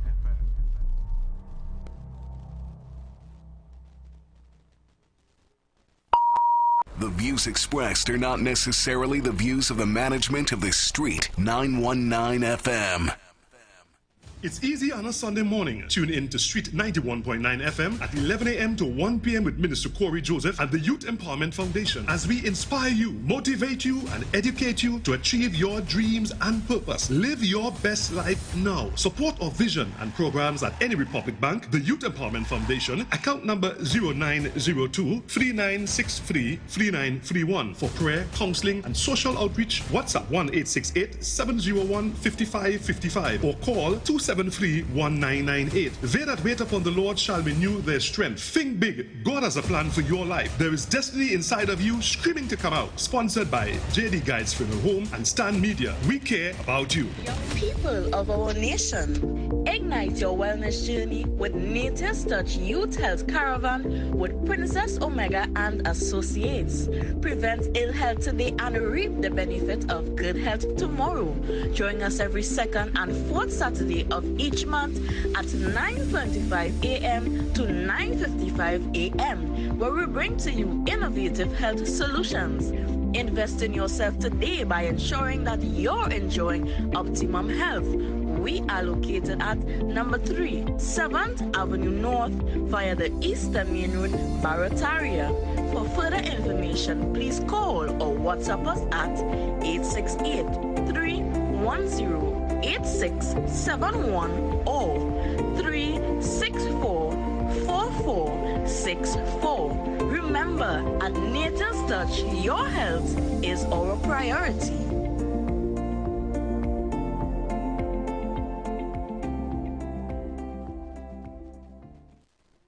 Fire Mood Fridays on the Street 919 FM with yours truly, MC Duke and Selector Kochi. All genres of music from 6 p.m. to 9 p.m. Make it a date and don't be late. Rock and come in. Fire Mood Fridays, Club 919 FM. You don't know.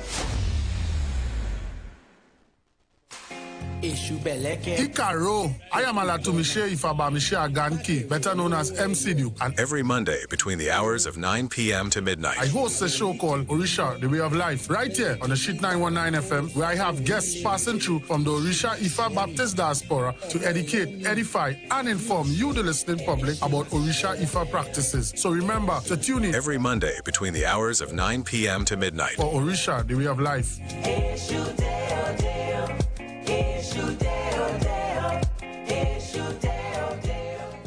This long weekend, Pizza Hut's serving up big vibes and even bigger value. Get 1 large tavern pizza, 1 large specialty pizza, and single breadsticks, all for just $270. More days, more ways to crave. Let's pizza. Offer is available via all ordering channels from June 19th to 22nd. Pizza Hut. Now that's delivering. Hi, I'm Valentine Garcia. And I'm Nikki Garcia.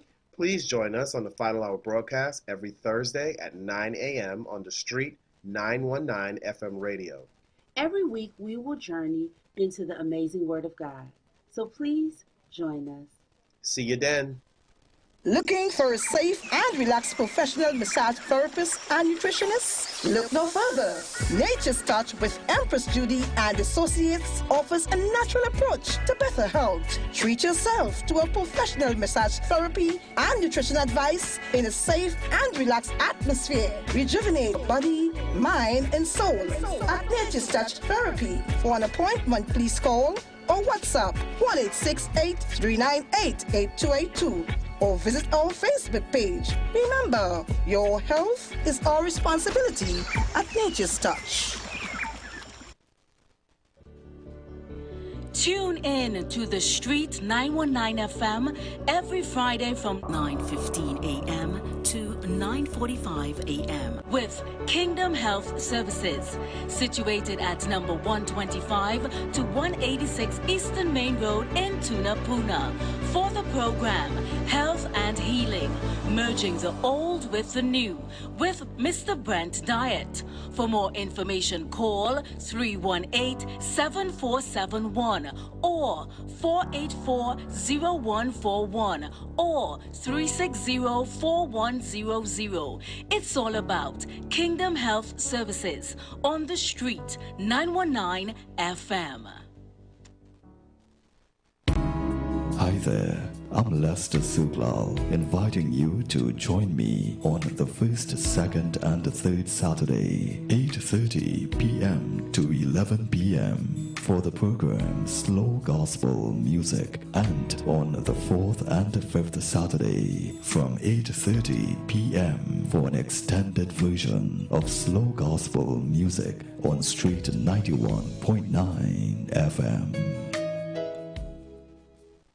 Join the winning team with Pastor Alkaline John every Tuesday from 11:05 a.m. to 12 noon, and every Thursday night from 8 to 9 p.m. live on the Street 919 FM as he talks about Lviv, the power of 5 fruits, one of the most powerful antioxidant supplements on the market today. The 5 superfruits in Lviv are mangosteen, acai, pomegranate, goji, and nuni. These fruits have a positive and profound impact on human health performance and disease. Join him as he gives live testimonials of the Lviv healing powers. To get more information, you can contact Pastor Alkaline John at 516-286-7079, or you can visit his webpage at www.alkalinejohn.com. Remember, every Tuesday from 11:05 a.m. to 12 noon, and every Thursday night from 8 to 9 p.m. live on the Street 919 FM. Share the live. Share the live. The Street 919 FM on Facebook and Instagram. Share the live. Iowa George on Instagram. Share the live. Iowa TV and Street TV on YouTube. Share the live. The Street 919 FM. All rise. The All views rise. expressed The are Street not Council. necessarily All the rise. views of the management of the Street 919 FM. All rise, all rise. The Street Council is now in session on the Street 919 FM. Your speakers of the House, Anderson and Hashim. Members, we invite you to be a part of the conversation. Please be mindful and remember our house rules. Be respectful. Keep your contribution under 3 minutes. This house is open to everyone. Now the election bacchanal. Now the election bacchanal.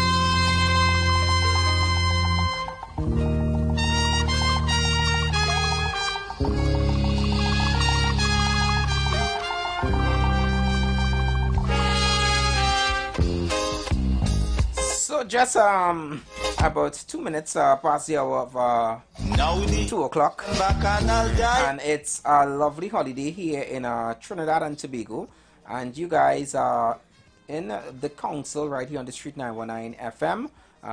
Your speakers Anderson and Hashim, we're here with you guys and taking you guys straight to 4 p.m. and remember at 4 p.m. we have the third umpire.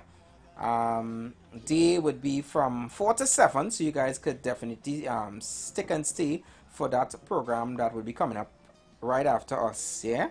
So if you have just joined us, welcome to all the crews locked on YouTube, Facebook, and also on our website. Good afternoon going out to you guys. Remember to share the live if you know anyone that love these sorts of constructive conversation and would like to probably be a part of the conversation. Share the live with them, and remember that you guys are all members and shareholders, so we love to hear from you guys and to know exactly what are your views on our different topics. And today's topic, we are speaking about the behaviors of our politicians and those persons that are our voices in Parliament. Before we dive back in, I do want to send a quick shout out to the engine room. We sounding very clean this afternoon. Whatever work you're all doing in there, keep it up. We appreciate you over here. I think part of how we are singing is based on the advisor. Yeah, they have an advisor. Myself. Right? So yeah. I had to give myself a credit, Well, come to the front of the class now. Come to the front. So yeah. We the engine room is definitely working and obviously trying to make sure that we come across at least crystal clear on your end. Yeah. All right. So I wanted to address. I saw you were reading some of the comments over the break. Somebody on the YouTube live asked, well, what do you suggest we do to change the banter in Parliament? Let me take this one before you take it. Go ahead. There, yeah. Right, Hi. Good afternoon, member. Welcome. Sorry for calling back, but President, very good afternoon.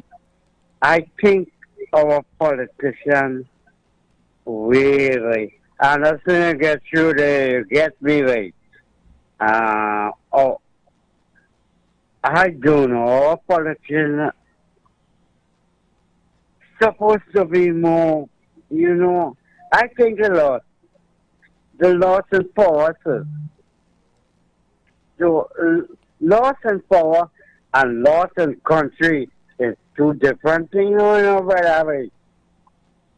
The poor man on the side, boy, he looking out for something, brother.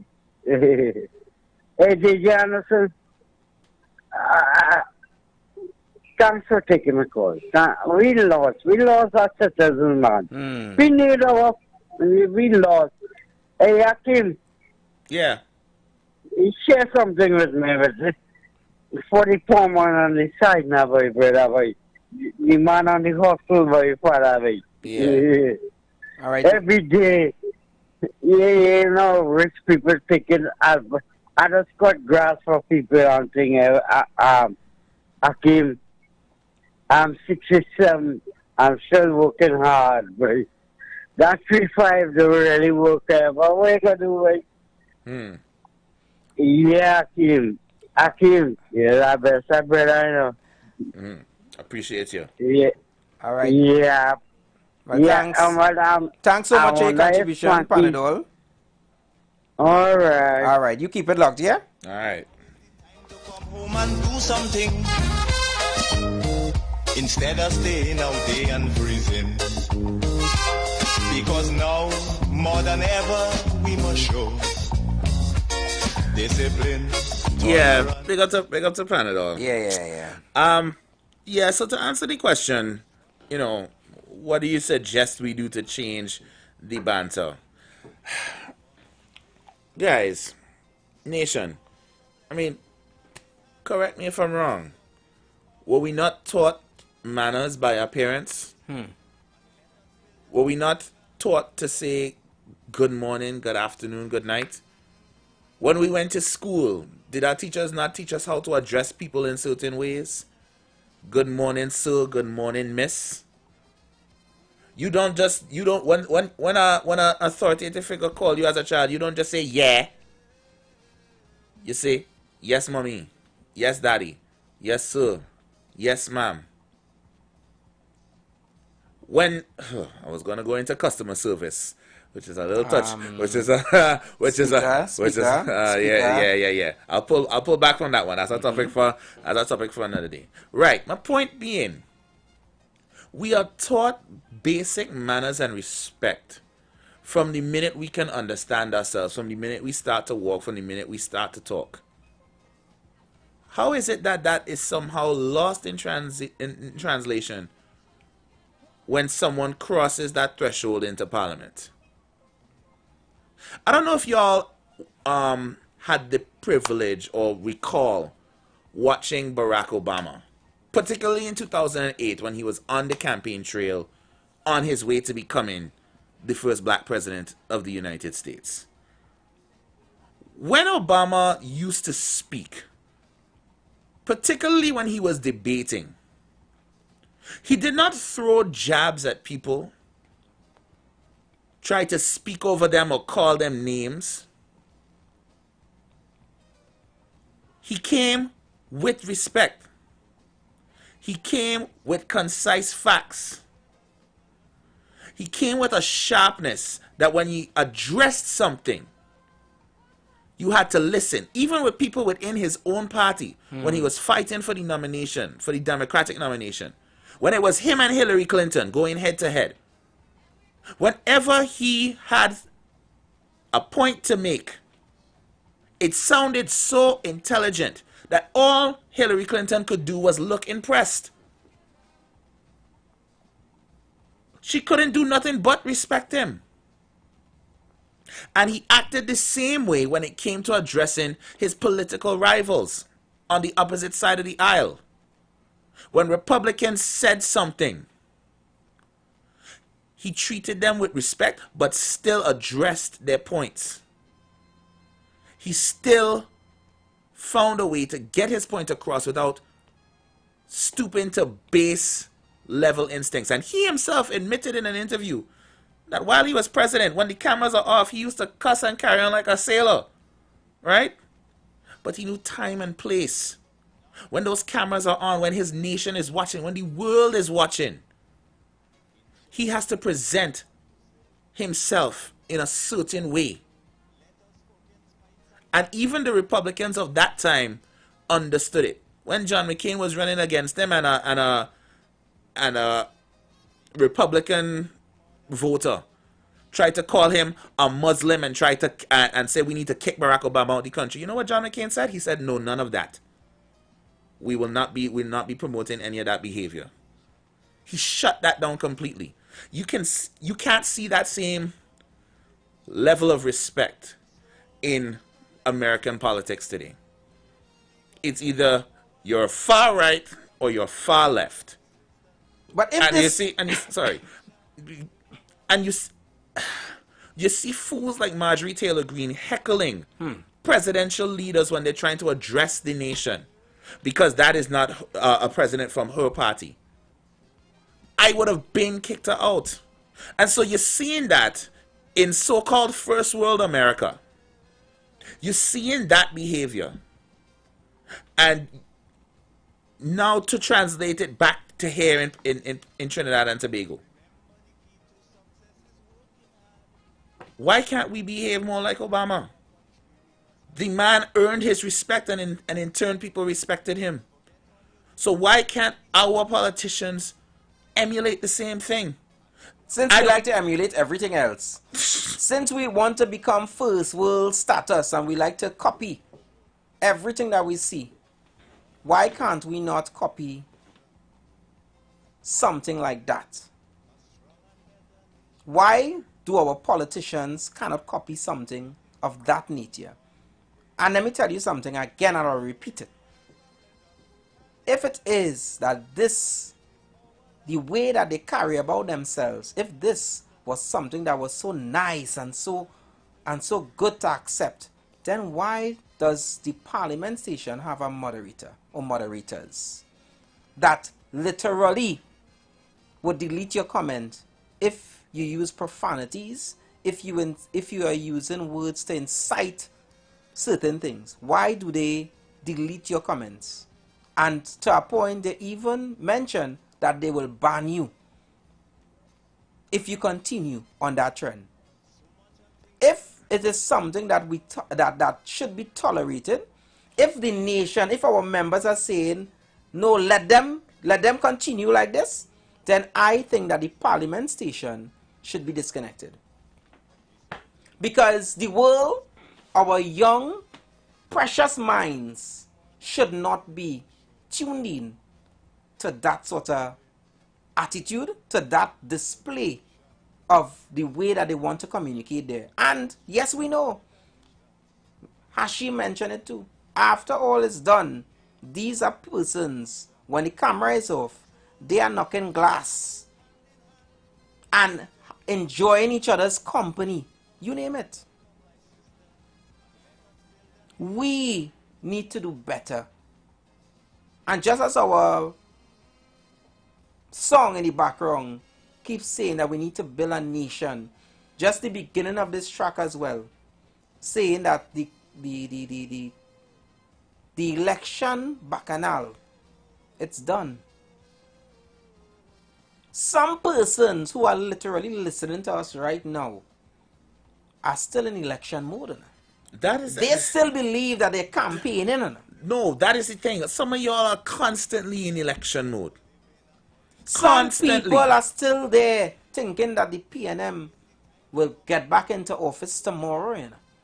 Listen, it's not going to happen because we have to wait until the next general election, which is 5 years from now. So in 2030, by all means, come back out with that fervor and determination to put what party you like back into power. But for now, the UNC persons as well, you all, if nobody hasn't told you all, let me make it clear. UNC, you all won the election. Persons who are not aware, UNC has won the general election of Trinidad and Tobago, and they are now the government of Trinidad and Tobago. There's no need to campaign anymore. You guys have won. And based on their campaign, when UNC win, everybody wins. You all have won. There's no need to be campaigning. Yeah. And since you have won now, it is your job in turn to now make sure that we win. And how are you planning to do that if you are constantly bickering back and forth with the opposition and not getting anything done? That don't make any sense at all. Because I don't feel like a winner right now, I'm telling you that much. And PNM, I don't feel like a winner when all you can do is contest everything and just throw jibs and jabs, calling people names. This is the crux of what we're talking about this afternoon, ladies and gentlemen. It is not about who is in power or not. It is the fact that these people who we have placed to lead us, who I have chosen to lead us, are not acting like leaders. And the fact that some of y'all can't seem to understand that or appreciate the fact that they are not acting in the way that a leader should is very concerning to me. I am one who loves a good bacchanal. A good comic story. Which Trini don't love a good bacchanal? What Trini don't love a good bacchanal? But that is for carnival and parties. Not that alone. Let me tell you. Or some scandal that does not involve leading a nation. Agreed. I like a good bacchanal just like anybody else. I like a good story. I like a good couture. Right? I like to hear a little drama. But one place I don't want to hear about it is when it comes into decision making. Serious decisions making that affects all our lives. In my previous position, and even in my current position, I always tell my subordinates, and they just always say, Anderson, you really like shipping this, because I like a good joke. Mm-hmm. But you see, when coming to the people work, I don't mix matters with that at all. No. Because you may have to answer to me, but guess what? I have to answer to somebody. And at the end of the day, I want to make sure that once we are out there doing the people's work, we do it effectively, efficiently. And there's seriousness when coming to that. You see, after the people work done, we could kicks, we could laugh, we could do whatever because the cameras are turned off and we all clock out and we enjoying the rest of it. Yeah. In between here, we might have a little job. We are not always going to agree. But there's time and place. Just as how a lot of us don't like embarrassment, it's the same thing. It is embarrassing. I feel embarrassed. It is embarrassing to see the conduct of some of these ministers. And again, I am not speaking about one side. Get that out of your head. I'm speaking about all of them. One person I used to love here talk as well. God rest his soul, is Silver Fox. The Honorable deceased Basdi Opandi. One person that I love to also hear speak is his daughter. Very, very articulate. Very respectful. There's no need for you to try to belittle someone with underlining tones. When you could literally throw jabs on her, but very sarcastically. Yeah. Very professionally. It could be done. These are not stupid persons. They have degrees to prove otherwise. Exactly. These are things that could be done without you. Without them doing it in the way, in the manner that they are doing it. Because a minister asks you something, and the first thing you must do, instead you answer the question, you attack them. You attack them with, based on how they look, based on their educational background, based on if they just start the job. No. You think I haven't seen comments as well where persons are literally attacking Mr. Roger Alexander? I've seen it. And I am very much displeased with it too. They're saying that how he shouldn't be there because he can't read and blah, blah, blah. That have nothing to do with it. We are all, and we have all gone through the process of being, you know, entering a new job for the first time. It will take a while for you to be able to adjust. Sometimes your nerves as well. Because it's a first time, and no matter how old you are, you have nerves. Yeah. Remember, doing this behind a television is one, because he has experience. He was on Beyond the Tape and so forth. So he has experience there. But this is an entirely different forum. Yeah. One where he is now responsible for addressing 1.4 million people. So he is not going to get it correct. But instead, the senior persons try to help him, assist him. They are trying to belittle him from both sides. It is wrong. It is wrong. And if it is that he's not being shown the correct way, guess what? He's going to pick up the same culture and eventually become just like them. With the insults, with the disrespect. And again, we need to do better. Hi, good afternoon, member. Welcome. Yes, good afternoon again. Going at your question is how to really encourage the parliamentary members and them to be more disciplined. And it's simply we as the electorate who have ourselves now as Liberal Independent Brotherhood, and in time we will deal up with the horoscopes and them, and we will show exactly how it's working in a short space of time to them for that.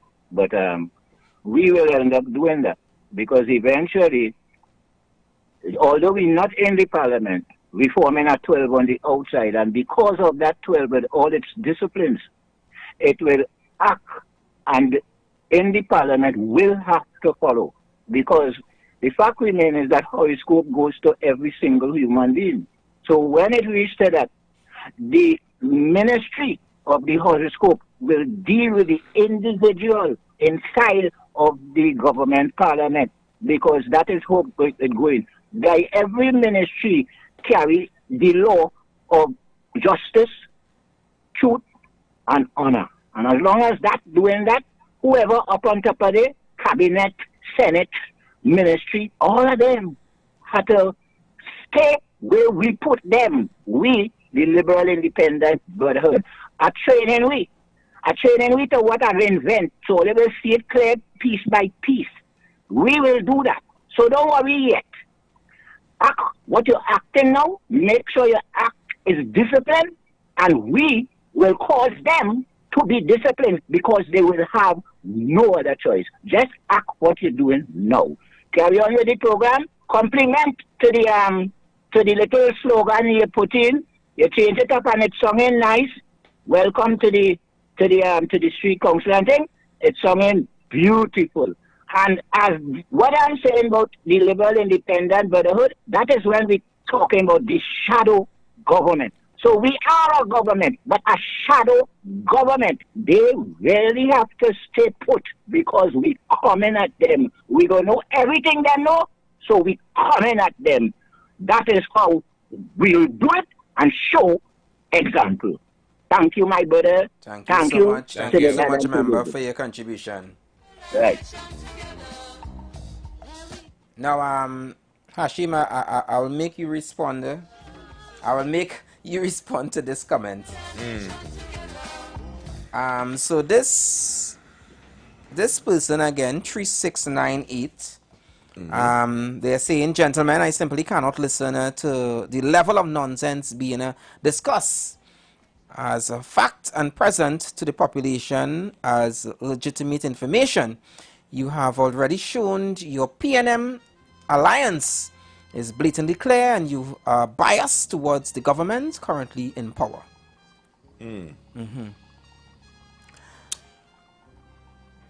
Well, I do have a balisé plant in my garden, sir. So, you know, I will welcome you to keep assuming what you are assuming, because clearly you are not hearing when Anderson and myself are saying that we do not tolerate the disrespect that the PNM is giving to the UNC, or the disrespect that the UNC is giving to the PNM.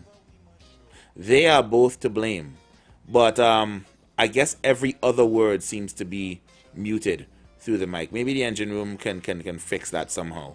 No, I think the problem could be on their end. So they need to fix it. But if it is that you cannot continue to listen to the program, all I could tell you is still thanks for tuning in. Right? And I hope that you enjoy the balance of your day. Yeah? You have a choice. You don't have to listen. You could go outside. If it's raining, let some water hit you. Right? And God be with you. Hi, good afternoon, caller. Welcome. Good afternoon, member. Good afternoon, gentlemen. Good afternoon and good afternoon, dear listeners. Don't pay them fellas too much mind on that text message, but very short and sweet. You know, the results of the election should have humbled the opposition MPs by now, but clearly it hasn't. And the ruling party, the governing body now, as you rightfully say, need to understand that they are now in charge and could avoid running behind them loose balls on them that the MPs from the opposition side continue to belt. Because as the dream rightfully said, it really had no place, and it's like we had to remove the privilege from Parliament for these people and them to operate how they're really supposed to, because it is unacceptable.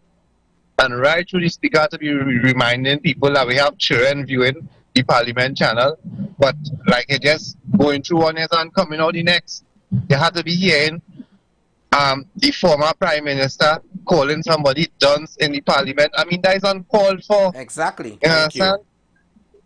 But as I say, I'm keeping it short and sweet. I love on, brothers. All right, thank you so much for your contribution, member. Nah, some of them just miss that, you know. Some of them just miss that, Hashim. It is really fly over. It is fly some over. Some of them just miss that. I don't know if there's a height requirement to hear what we are trying to say, but it's clearly going somewhere over y'all heads. Hi, good afternoon, member. Welcome. Good afternoon to you, The Dream. Good afternoon and good afternoon to you again. Yeah, afternoon. And good afternoon to you again, DJ. And this, let me say, I know some of the times I come across as a bully on 91.9. If you all feel that I try to bully you all, well, let me just say I apologize for that. Because sometimes when you sit down, you can accept you're wrong. But as an independent citizen of this country, and I see your two young university students sit down there speaking, I see two important debates was taking place in Parliament. The first one was our Children Life Fund. The government was reading out in Parliament, a newly installed government. 2 months, a month in Parliament now. Reading out a debate on the Children Life Fund, the future of this country for vulnerable children who need medical attention. Our government have a Children Life Fund could assist them. The next one is to repeal the TTRA. When the government reading out their bill, the opposition keep harassing them and only raising standard order, state order, disrupting them from expressing to the country what they intend to do for the Children Life Fund and to repeal that TTRA. We want to save workers' jobs and all these things.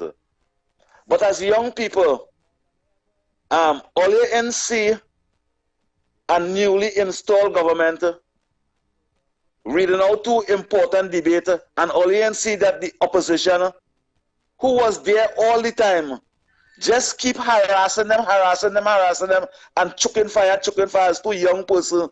All you see that? I expect two young bright person to see those things.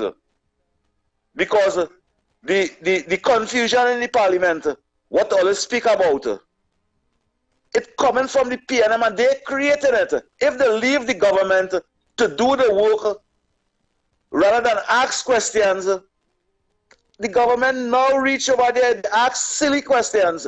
You know, two young ambitious person, they see that part. All of us, they want the equilibrium. Yes, I want the equilibrium too. But you have to look at where the disruptive part coming from. But we're not looking at that. That is what we have to look at. The questions you asking the government that newly installed today, you're supposed to be asking all yourself the question. The Minister of Education asking the Prime Minister, where you going to get the security for the school which by the man going in and molest us at a children and them.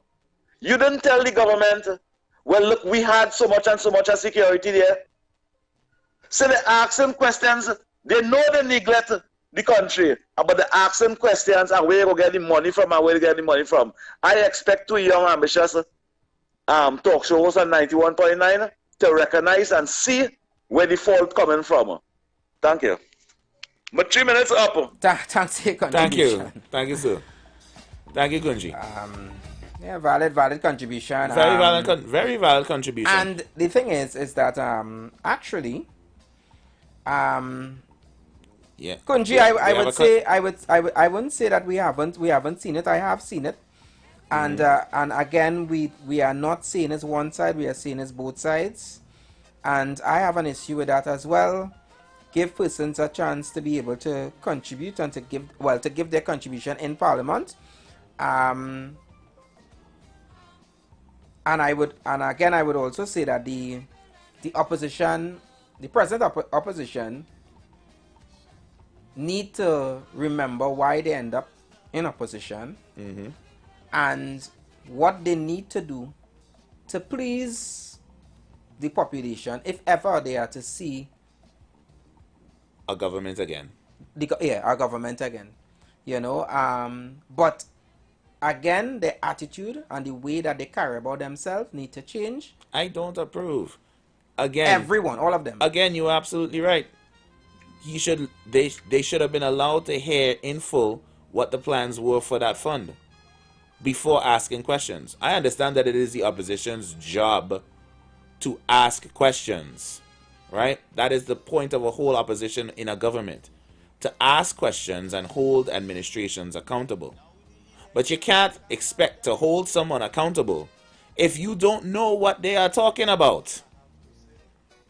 Correct. So you are absolutely right.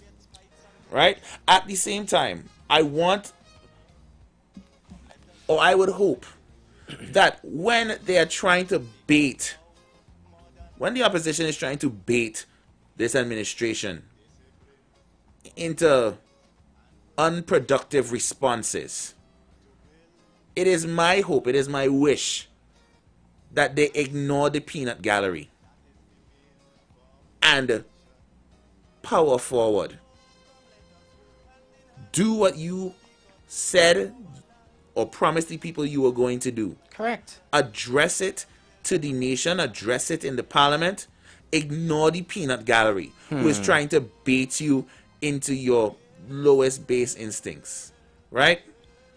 Because like the Obama comparison I said before, off camera, the man used to cuss and carry on. Probably said less than favorable things once the doors were shut. But when it was time to be a president, he was that first. So I need my administration to administer first. Handle the pecan after Parliament is over. That is all we are trying to ask here. And you see, the thing, Hashim, too, is that and again, a lot of persons have that short-term memory, and you have to realize, and something that our previous caller just said, that the opposition is asking questions that are about things that they should know about, right? And the thing is, if it is that you are my successor, Hashim, is it wrong for me to ask you things that I should know about just to make sure that you know what you are up against, and just to make sure that you articulate and to know exactly that, and to, at least you are well informed and know exactly what is going on in your house? This is not Dolly House, people. This is not a roti shop around the corner, you know. This is hard individuals like yourself, people who go out there and work hard as today's Labor Day. This is our money. These are our monies that we work hard for that are being squandered and spent. And at the end of the day, I myself would like to know and make sure you know what you're going to spend that money on. My money on. And mind you, you're talking about a government who is now asking the population, or now asking for how much? Billion dollars. And as much as the opposition should know and be fully aware of what is going on, I see nothing wrong with asking the questions just to make sure that these persons know. But and again, know exactly what they're going to do with the money, where the money is going. But again, ask the relevant questions. Don't just skin up your nose because they're asking for money. Correct. And then assume that they're going to spend it on this and this and this. Ask the proper questions. That is what you are supposed to do. You're supposed to hold them accountable. Ask an intelligent question. Don't just suck your teeth and say they just want it for this and that. If you want $3 billion, simply say, Minister, can you give any insight as to how this $3 billion will be spent? And if you can't give an answer at the time, all you have to say is, I acknowledge your question and shall provide details in due course. Correct. What is so hard in that? Correct. What is so hard in that? And this is in no way to really pinpoint blame on any particular party or any particular administration. But who have eyes to see would be able to see. And however you interpret the things that we mention and the things that we bring forward to you, then you be the judge. because you are a member, and as I said, we welcome your views. Now listen to this short piece, right? Listen to this. Okay, thank you. I wanted to provide a clarification. Thank you very much, Mr. Chair. Mr. Chair, I thank the Honourable Minister for his information. It is ironic that my friend from Aruka, Lupino, is asking these questions, especially when the employment of the very same contract staff took place under their government. And what is being asked now, is to actually meet the gap between what was supposed to have been provided to these very same officers in the last budget by their government. It's very unfortunate that we are spending parliamentary time answering questions that are best answered by those on the opposite side. To share the purpose of this exercise is to allow the opposition to ask questions based on items being provided. So this exercise is for the benefit of the national community. So if we are annoying the Honourable Minister, then I do not apologize. But we are asking questions in the national interest, and he's not to provide any obstruction to this exercise. Well, I think it's all right. So based on that video that I just played there, that short clip, there will be a lot of persons who may not have been so invested in what is going on in the country, who may not be aware of what monies are spent where, what falls under which department or which ministry. So for those persons and for the national population, it is only right that they bring the questions and you guys at least be able to answer it. And this will benefit not only the other members in the parliament, but it will benefit the entire population.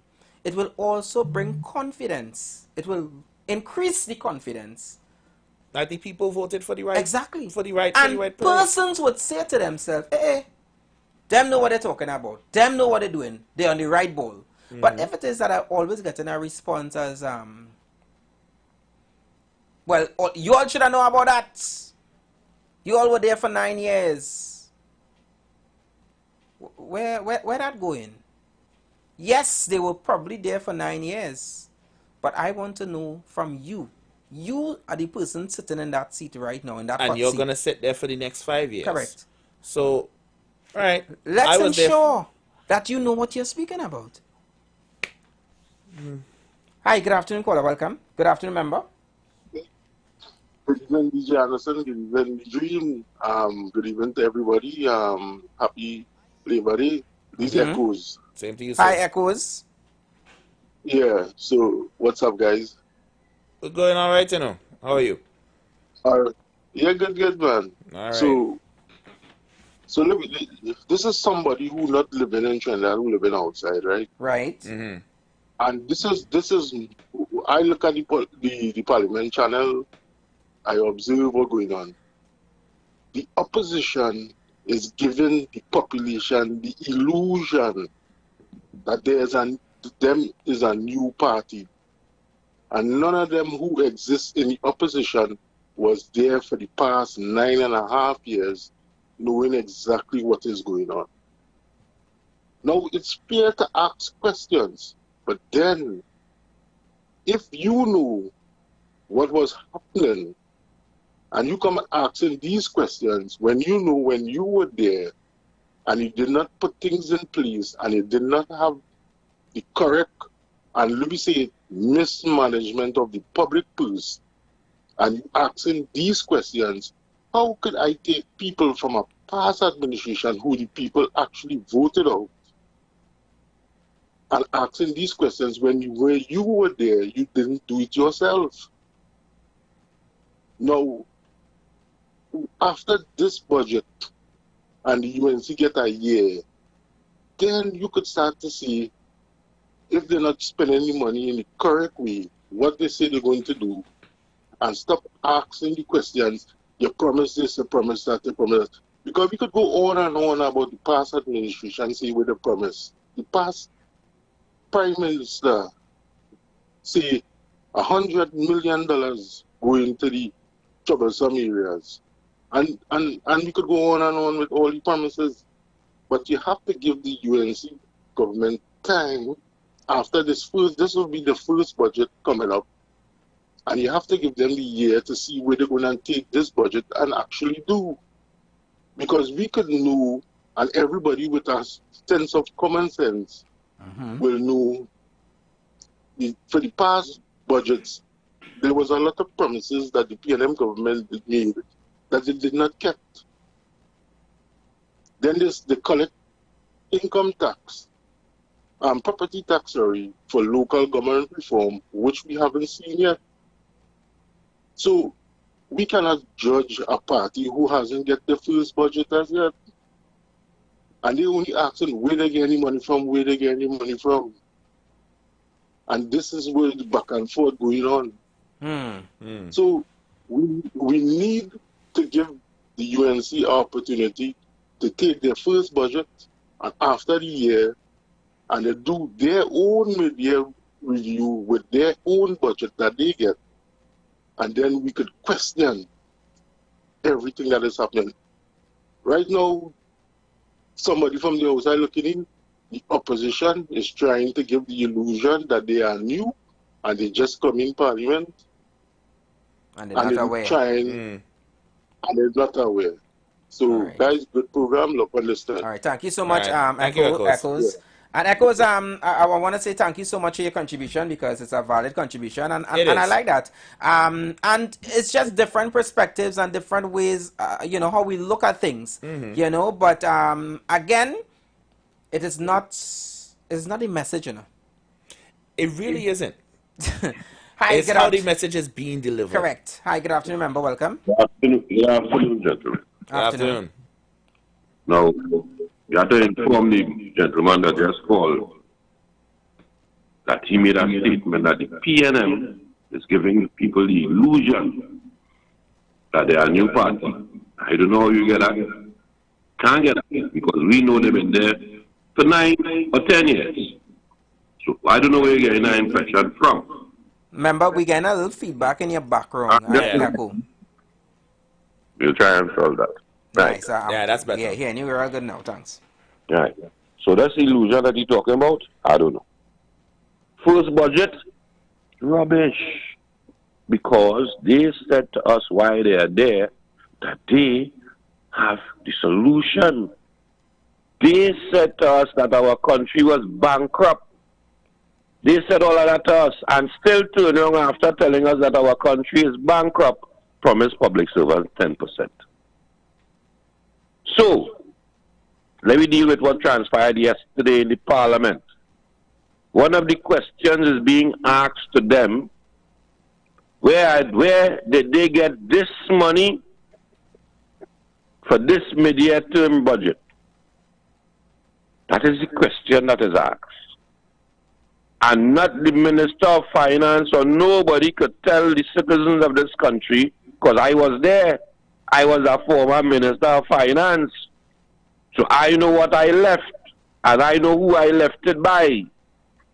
So if you come with a budget for next year to run up my budget by $9 billion more, you have to tell me where you get it from. And they was not able to tell us if they took a loan on anything of that nature.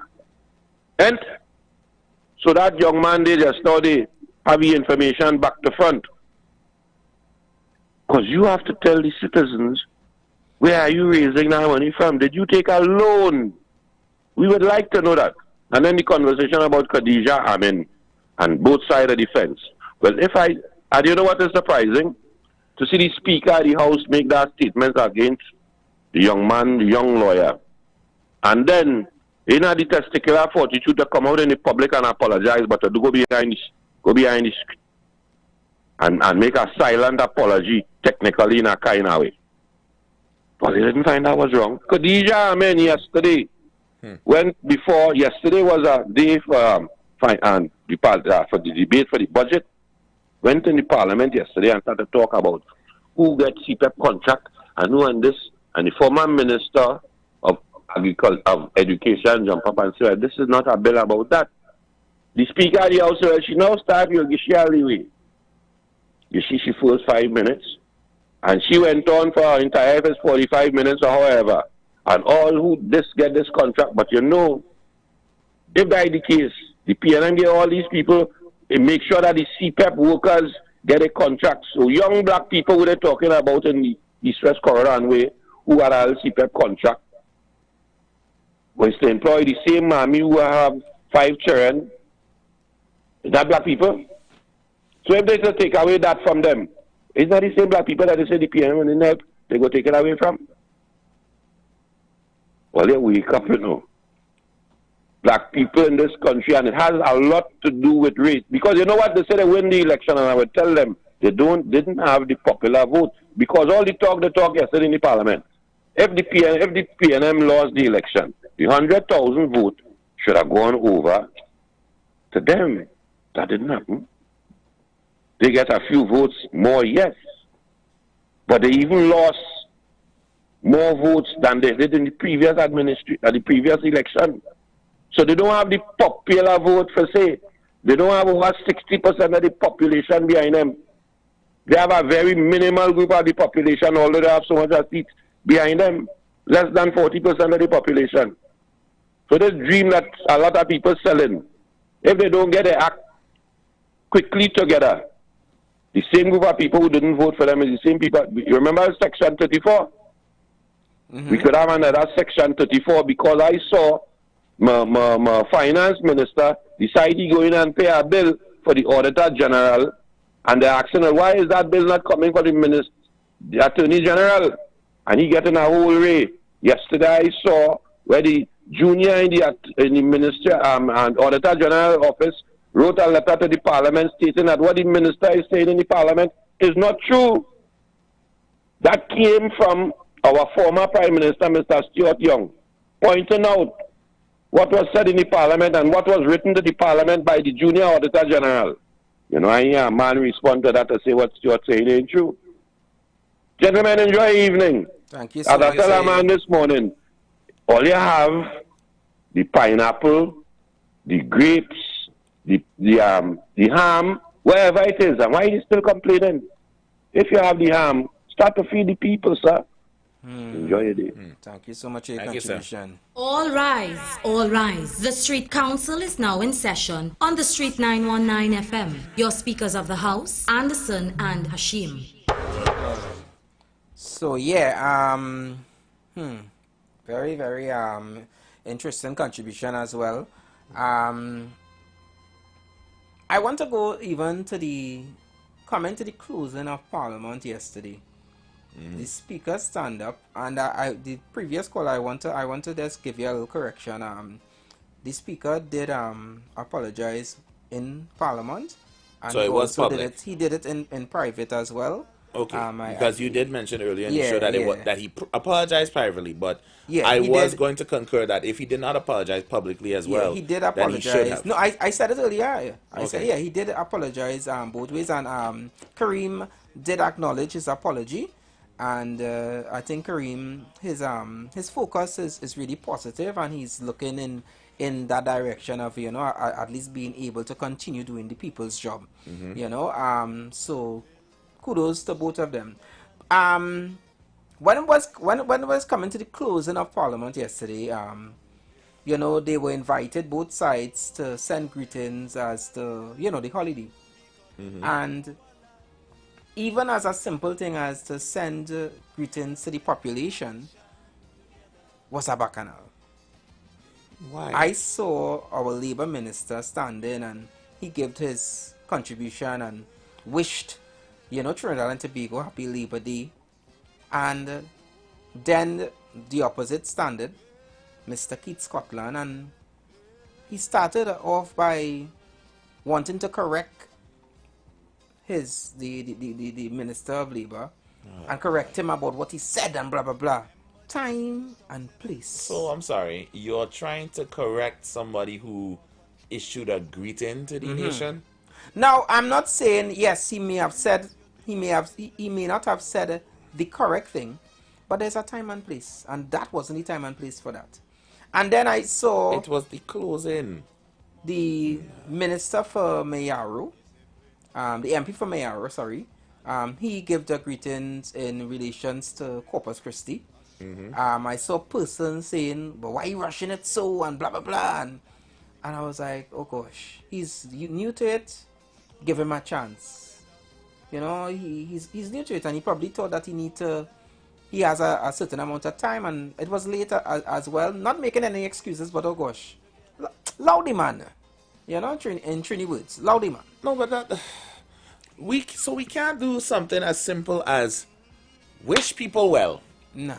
Without it being a whole rary. But you know what was very surprising to me? I saw Mr. Imbert give his contribution or his greeting in relations to Corpus Christi, and he was very, very, very much articulate. He was very much it was very interesting, was very informative. It was really a nice greeting coming from him. I actually enjoyed listening to his greeting. But I saw persons even put up, if that was really Imbert, Minister Imbert, person put, he does go to church. You know how persons are. So again, you know, we could do better, right? So we're going to pay some bills, and then after we're going to come back in the next hour. So you guys keep it locked to The Street 919 FM. Emergency Alert broadcast, which is from the Tuesday Seventh-day Adventist Church. We will be featuring voices of brethren from different parts of the world, preaching the gospel, preaching prophecy as it relates to current events and the ending of the world. Listen to us on 91.9 FM every Sunday from 9:05 a.m. to 10 a.m. on Sundays. May God bless you as you learn the truth. In Jesus' name, amen.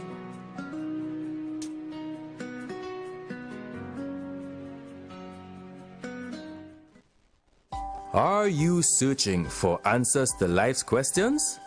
Those things that disturb and concern you the most?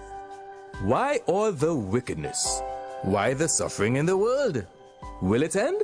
Who is responsible?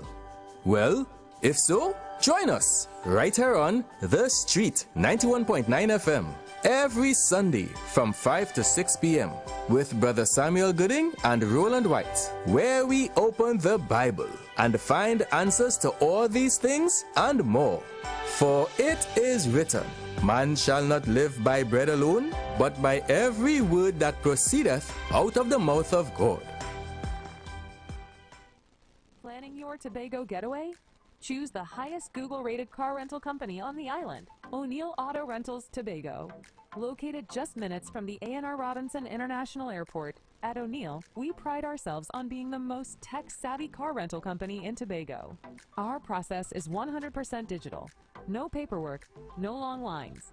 From easy pickup to seamless returns, renting a car in Tobago has never been simpler.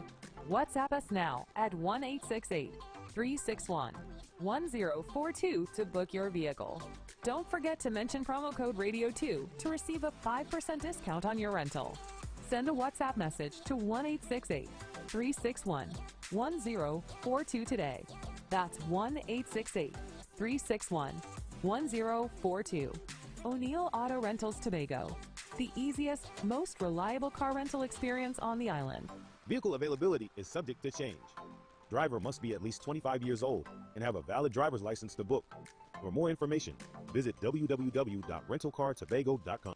Don't miss June savings at Furniture Plus. Get up to 50% off shop appliances, furniture, electronics, mattresses, and more. Buy now, pay later with affordable higher purchase plans. Plus, earn Caribbean Airlines. Travel miles with your purchase. Visit any Furniture Plus stores or shop online. This is Roger Boynes. I am contesting for the position of General Secretary for the People's National Movement in the upcoming internal elections scheduled for June 22nd, 2025. I am a former Member of Parliament and Minister of Sport and Youth Affairs. I bring to the office of General Secretary experience, dedication to hard work, a commitment and respect for the membership who are the very backbone and foundation of this party. I'm prepared to focus on rebuilding this party with the help of all. Vote for Roger Boynes as General Secretary. Vote for a stronger PNM. Vote for a stronger nation. If you really want to see change in this party, over. We are not an ordinary party, but rather we are a rally. Be voting no.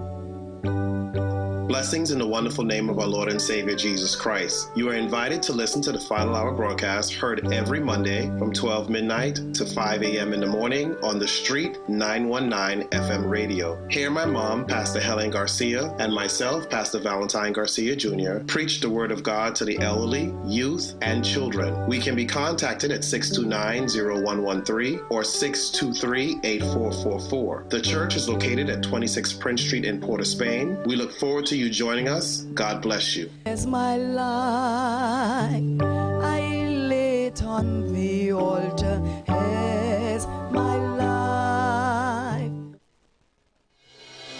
The Gap Man Limited specializes in products that cater to all your health needs. The Male Enhancement Package targets the areas of the body that contribute to erectile dysfunction. The Male Enhancement costs $1,400. The Gap pills are priced at 250 pills for $500 and 500 pills for just $900. For the best in eye care, get the super combination of a Super Bright and the Body Healer. To improve the heart's function and circulation, get the Gap pills and Formula C. To get a total body cleanse daily, use the Gap Body Healer and Big C, all for a super low price of $1,300. To order your products from the Gap Man Limited, call 628-4531 for products that cater to all your health needs. For more info, contact 476-7268. Looking for a safe and relaxed professional massage therapist and nutritionist? Look no further. Nature's Touch with Empress Judy and Associates offers a natural approach to better health. Treat yourself to a professional massage therapy and nutrition advice in a safe and relaxed atmosphere. Rejuvenate your body, mind, and soul at Nature's Touch Therapy. For an appointment, please call or WhatsApp 1-868-398-8282 or visit our Facebook page. Remember, your health is our responsibility at Nature's Touch.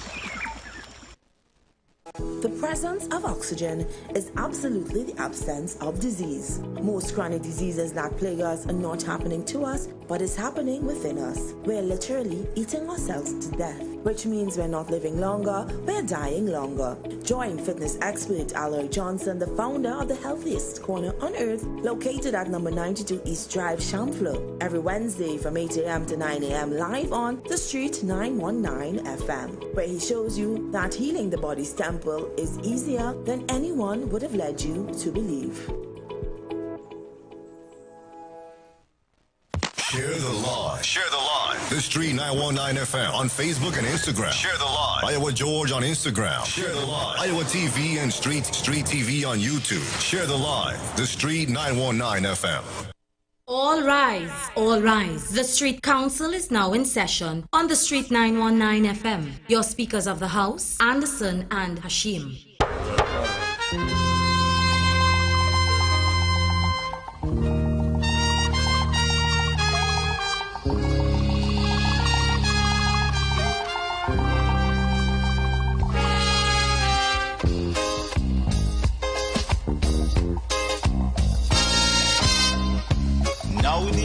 nation back and I'll die away. In short, this is what I have to say. Let us forget fights and grudges and concentrate. Come, let us sit and try to relate. Because now, more than ever, we must show discipline, tolerance, and production to build a strong and better nation. I say that is the main foundation. So come, let us work hand in hand, because this is our land. Come, my brother, come, my sister, and let us build a nation together. Oh, yeah.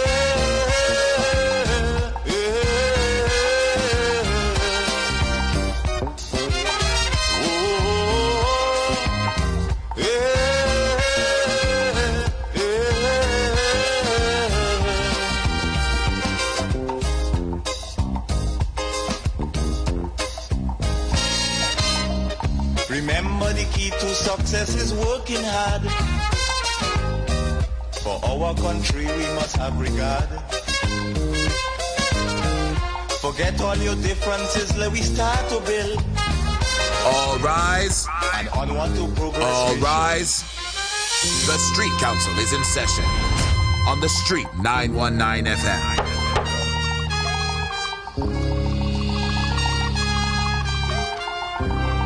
So again, good afternoon, Trinidad and Tobago, and welcome to the Street Council right here on the Street 919 FM. And good afternoon going out to all our members locked on via YouTube, in short, and also Facebook, and our website www.thestreet919fm.com. Your speakers Anderson and Hashim, we are here for another hour. Let us sit and try to relate. And we make way for because now the third umpire. They are up at 4 p.m. today, so you guys can look forward for that show. Production to build a strong and better nation. I said. So before we get into our segment within this hour, which is what is a crime, what is not a crime but should be considered a crime. I don't know, Hashim, if you have any closing words based on closing statements on our topic today. Any last, and also callers as well. You guys are invited as well. If you have any to take you want to chip in on the conversation, this is your your last few minutes. You could call in and give your contribution. At the end of the day, as we like to say in the streets, whatever side of the politics you support, at the end of the day, the gripe of myself and Speaker Anderson is that our politicians need to set a better example, not just to themselves, but to the nation whom they are representing. We are the ones who put them there to do a job, and that job is to further the development and prosperity of the Republic of Trinidad and Tobago. And while I don't expect them to agree, much less get along, what I do expect from my politicians, whatever side of the aisle they are on, is to come with competence and come with respect and come with the common goal of bettering the nation, not bettering oneself. And that means treating people that you may not like with a certain modicum of respect. When you are at your regular job, even if you don't like your supervisor or you don't like your boss, you are not going to cause a disturbance in the office over every small thing. You are going to hunker down and do what you are supposed to do so that you can get paid at the end of the month and do what you have to do to take care of your family. Same goes for our politicians. Do what you have to do. Do it with some modicum of decorum and respect as befits your station, so that you can in turn provide for us, the family that you serve. The family that you serve is the people of Trinidad and Tobago, the ones who put you there. Because to turn on Parliament and see 41 people acting like a bunch of school children is very disheartening and exceedingly disappointing. Because if you can act like that in the highest positions in our country, how do you expect the youth of tomorrow to behave with each other? We like to say that the youths go astray and they just listen to the wrong things or listen to the wrong music. Okay, but you want to provide them with positive people to look up to. I would assume you'd want them to look at the leaders of our nation. But when they're acting like this, I don't know how I can agree with you. Because when, as a child, when you're growing up and you're in primary school and you have to, what they call it, that day that you have to dress up to be Career day? Career day, correct. And your parents would normally ask you those particular jobs, those prestige, those jobs that would always be mentioned: a police officer, a doctor, a president, a prime minister, whatever the case may be. Your child coming to tell you they want to be the next MP. They want to be like the uncle who is an MP, or the auntie who is a counselor. And then when you put on your television, that is what you're seeing. That is what a counselor, that is what an MP carry about themselves. Is that really something you want your child to emulate? And I want you guys to really think about that. And this is a topic that we'll always talk about as long as we see it. As long as they continue to display this sort of nonsense, we would mention it. And I don't care which party it is. I am dealing with the individual. And I say that as well. And I want you guys to remember, I also mentioned, we judging these 41 persons not by party, but by their performance and what they do and how they carry about themselves. When I see Mr. Stuart Young, I don't see PNM. I see him and I judge him based on what he does. When I see Khadija Amin and the hard work that I have already seen, she's been on the ground, I judge her based on that. But if they do make a mistake, I am not going to hush and keep silent and don't say something. And I would repeat again that what the attitude, some of the things that they say at this early age, at this early stage into government, please correct it now and let us not move forward in this direction. We are seeing enough hurt happening all around us. From young age to teenagers to adolescents to adults, we are seeing it. Let us correct it from the head. And it has to start with us. You see the keyboard warriors, the ones that want to type up all sorts of erroneous comments. Think about it. Think about it. And what purpose does it serve? If you realize that myself and my co-hosts, we're not barking in here. It's not animals. Yeah? Sorry, I think I missed that call. So we're going to open the phone lines. You guys, do I have to play the house rules or you guys by now understand the house rules? Be respectful. And under 3 minutes. Under 3 minutes, you give your contribution, right? And also, we end that segment, what is not a crime but should be considered a crime. Yeah? Good afternoon, caller, member. Welcome. Good afternoon again, President. Trinidad and Tobago. Villager is the name, Dr. Dream. Villager. Yeah, you didn't get the WhatsApp? No, I was looking for it yesterday, but for some reason I wasn't seeing the message. Okay, but right. But Villager, okay.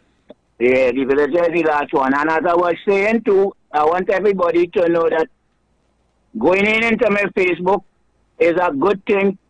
Going in with Clements Ned, because there is part of many of what I would be producing for us to understand the direction of the shadow government organization, Liberal Independent Brotherhood. Now, let's go to obstruction and disrespect. Now, your last pieces of topic there put me to writing and calculating, dictionary and everything to recognize what I could hold on the disorderly conduct in the parliament with. Now, somebody might come up with another name, as much as we just look for names aside from what I might bring here now, which is obstruction and disrespect. Now, those two words I want each and every one as members of our organization to hold in our mouth. Either the opposition or the government. Any time that any one of them use those opportunities of obstruction and disrespect, we as the society, we as the people must maintain very seriously that some sort of redress or something happened to whatever representative as it is in the parliament, face the consequences for those two consciousness, obstruction and disrespect. Anybody who could bring anything close to it to finish up whatever they're seeing in the parliament, I appreciate that. But I have two that we have to deal with straight. Either opposition or government. I really don't have time to for no side here. This is not what I voted for in the first place. And this is not what I wanted. Not I voted, because me and anyway, let me leave that alone. Right, so let us deal with those two words and whatever you come with, and let us regulate that parliament by us. Nobody can do it but us. They will continue with the runaway idea if we don't put down our foot. And when we put down our foot, with some result of whatever representative make do the stupidness, they know that we're serious. Either we get the community to get them out, or we get them out by some sort of revolting attitude or something, but they must stop that. We will benefit by making sure that they do. All right, I believe that they for now. So what I've been saying there too is basically that is that a crime if they do obstruct and disrespect? Oh yes, if it is, that is what I'm talking about. It is a crime. So let me deal with it in this time of the program as a crime. Let us deal with it as a crime. Thank you now. And now thank you. Thank you. Thank you so much. Yes, good afternoon, member. Welcome. Hey, President. One to you, boy. We in charge now, boy. All right. Yes, that's it. Okay. All right. That was That's it. Okay. Hi, good afternoon, member. Welcome. Hey, good afternoon, member. Hello, good afternoon. Hey, good afternoon. Turn your radio down, please. Yeah, now turn it down. No feedback now? Yeah, you're good. All clear. All right, cool, man. Really brief. What's it? Nice topic. What is a crime? What is not a crime? Or what should be a crime? Mm-hmm. The most important sector right now is leadership. Not so much just the current present, but we're dealing with the current leadership. Not just the UNC, you know, because if you think about it, persons would have been in certain public sector organizations before the current leadership would have come in. So what should be a crime, and probably is already a crime, is if you're in any public sector position and you're simply not doing your job, that should be a crime. Because you not doing your job could have long-standing impact on persons' generational impact. So that's my contribution. All right, thank you so much. Thank you. Yeah, man. So yeah, we invite you guys. What is What is not a crime but should be considered a crime? And you guys by now know the numbers 342-0081 466-5391. Yeah, we have another one here. Hi, good afternoon. Hello, caller, are you there? Hello. Reconnecting. Try calling back. Hi, good afternoon, caller. Welcome. Please, good afternoon, good afternoon, Your Honors. Hey, yes. Manu, good afternoon, member. Afternoon. Yes. I mean, good program. Thank you. I think you should be in the house. Not in joke. You should be there as the speaker. You understand? Because when I heard the program, when I told you the program was, I said, who's this member of parliament, boy? For about 2 minutes before I recognizes you. I get promoted, boy. Yeah, boy. Yeah, you're doing a good job. You're doing a good job. Thank you. Yes, and to the with the speaker who? Speaker the president? I told you doing a good job. And is this an everyday program? Yeah. Monday to Friday. 12 to 4. Well, that's going to be good. That's good. It's one of the best programs that come on the stations after Sharon and them.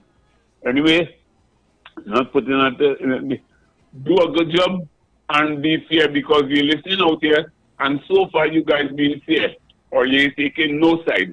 And if I was the Speaker of the House, Khadija Amin would have get suspended from the House. Mr. Whoever, what kind of person is that in a house? And you have people listening to you. And always referring to the last government and to everything the last government. So how about you now? Since the last government was doing bad, what about what you're doing? Ms. Khadija, look in the mirror. Thank you, my brother. Go and enjoy the rest of the evening. Thank you for your contribution, member.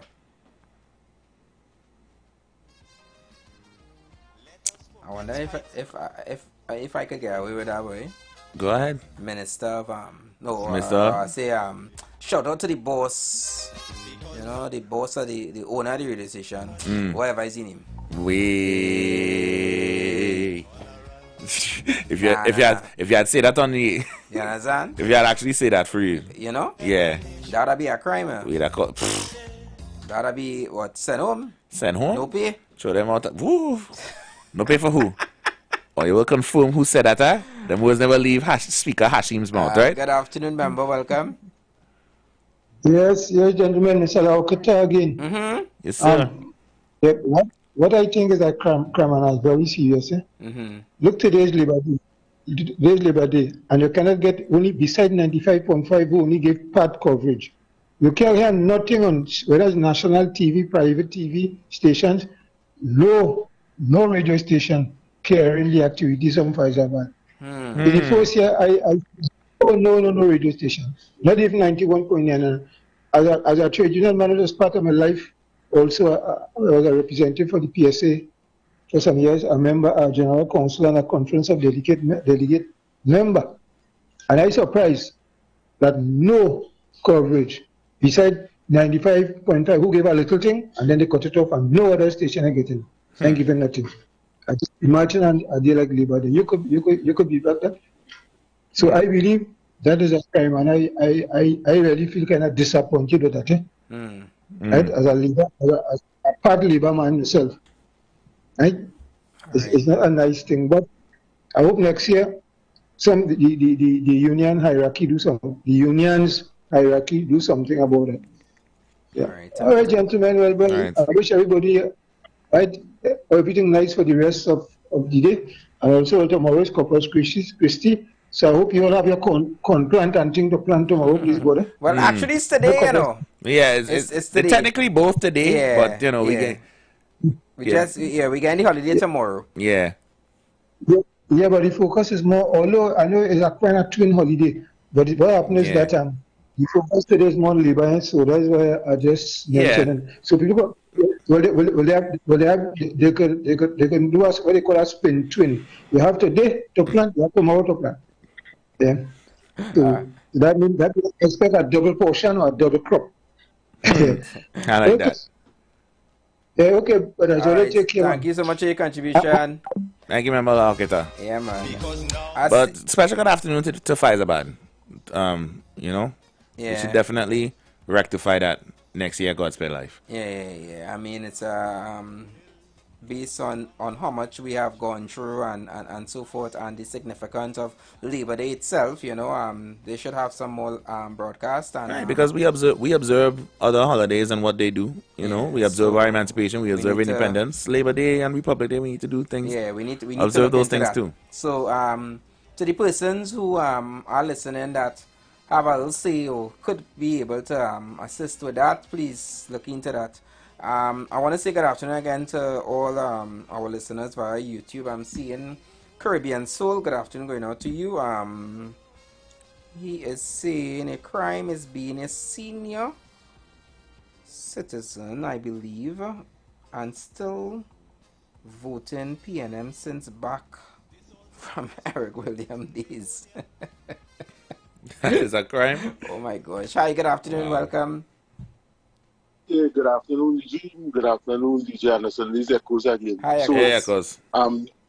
yeah, what's up, guys? So the caller before who say, well, what I mean by a new party is just, I didn't say a new political party. I say the thing is new members. Yeah. Like it wasn't existed before. Yeah, That's I was understanding the context from which you were coming from, as if they were, as if these are people who were not in charge from before or something like that.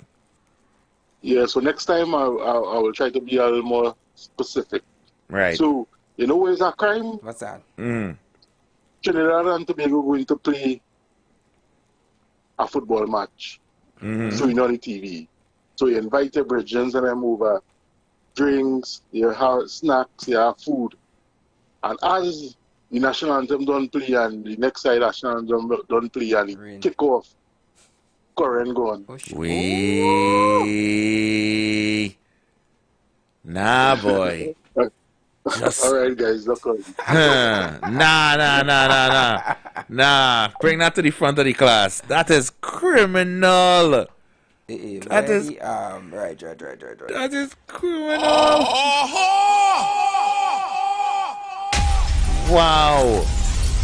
As kickoff start current, and I bet you was going for 90 minutes. That is now wild. Echoes got the first one for the day. Imagine that. Yeah, imagine that. It was serious today, boy. It was serious. It was serious. It was real serious today. Wow. So Echoes, you're in front of the class alone. Now, sometimes being in front of the class alone mightn't be a good thing, eh? It could also be punishment, you know? And then, you know, you being in front of the class, everybody, you know, somebody might be jealous. Oh, gosh. Why he has to be so? Yeah. He like frontish, eh? If he frontish again. But Echoes, you know, much love going out to you, and thank you so much for contributing. Yeah.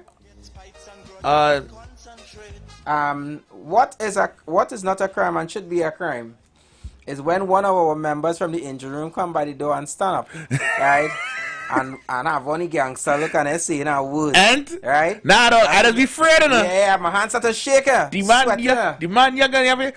You see what is not a crime, but should be considered a crime? One of our esteemed members in the engine room see fit to shape up and barber up because it's a long weekend. Yeah. And but any regular whole week, a day of the week, he come in thing up. Yeah. He come in thing up. But thing nice now.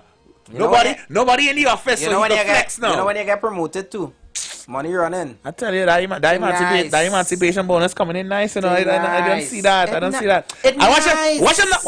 Watch him. It's nice. He feeling himself, you know. Must be nice. Thing nice. Shout out to the team that gave him the promotion. Only nice. Hey, to be fair, he working hard for it, you know. The reception this afternoon is clean as a whistle. So you know. Yeah. Everything coming in crystal clear. He doing what he's supposed to do, so we can allow him. So don't forget, guys, you guys could be a part of this segment, you know, what is not a crime but should be considered a crime. You could also send your voice notes as well, 3420081 and 466-5391. And better nation. I say that is the main foundation. So come let us work hand in hand, because this is our land.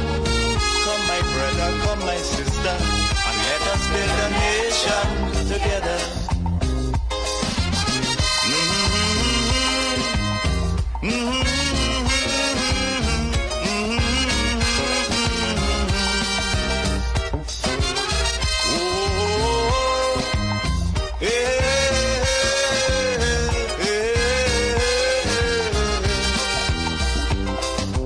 Midst of our segment, we do have to take a pause because we are going to be taking a phone call very shortly to reach out to Miss Terry-Ann George, who is going to be letting you all know about a health and fitness summer camp that will be going on very soon. So definitely you will want to stick around for that information, okay?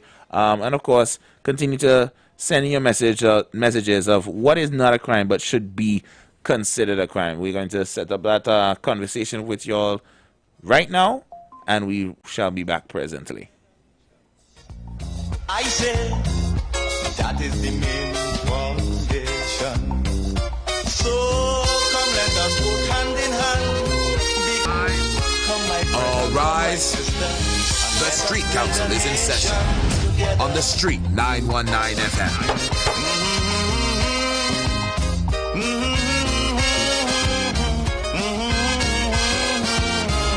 You are listening to the Street 919 FM. Stay with us for news, interviews, and commentary that shape our democracy. Street 919 FM, the official station that defends the nation.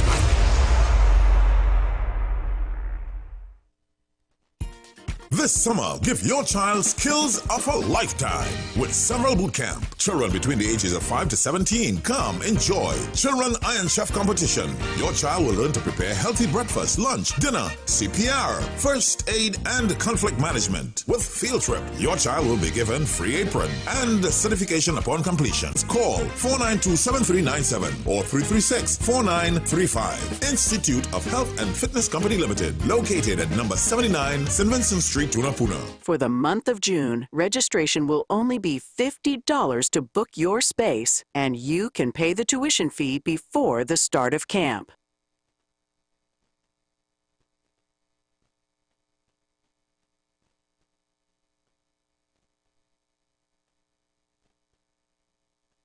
You are listening to the Street 919 FM. Stay with us for news, interviews, and commentary that shape our democracy. Street 919 FM, the official station that defends the nation. All right, guys, so we are back with Miss Terry-Ann George, who's going to be giving you all some information about the health and fitness summer camp that is going down this year. Good afternoon, Miss George. How are you?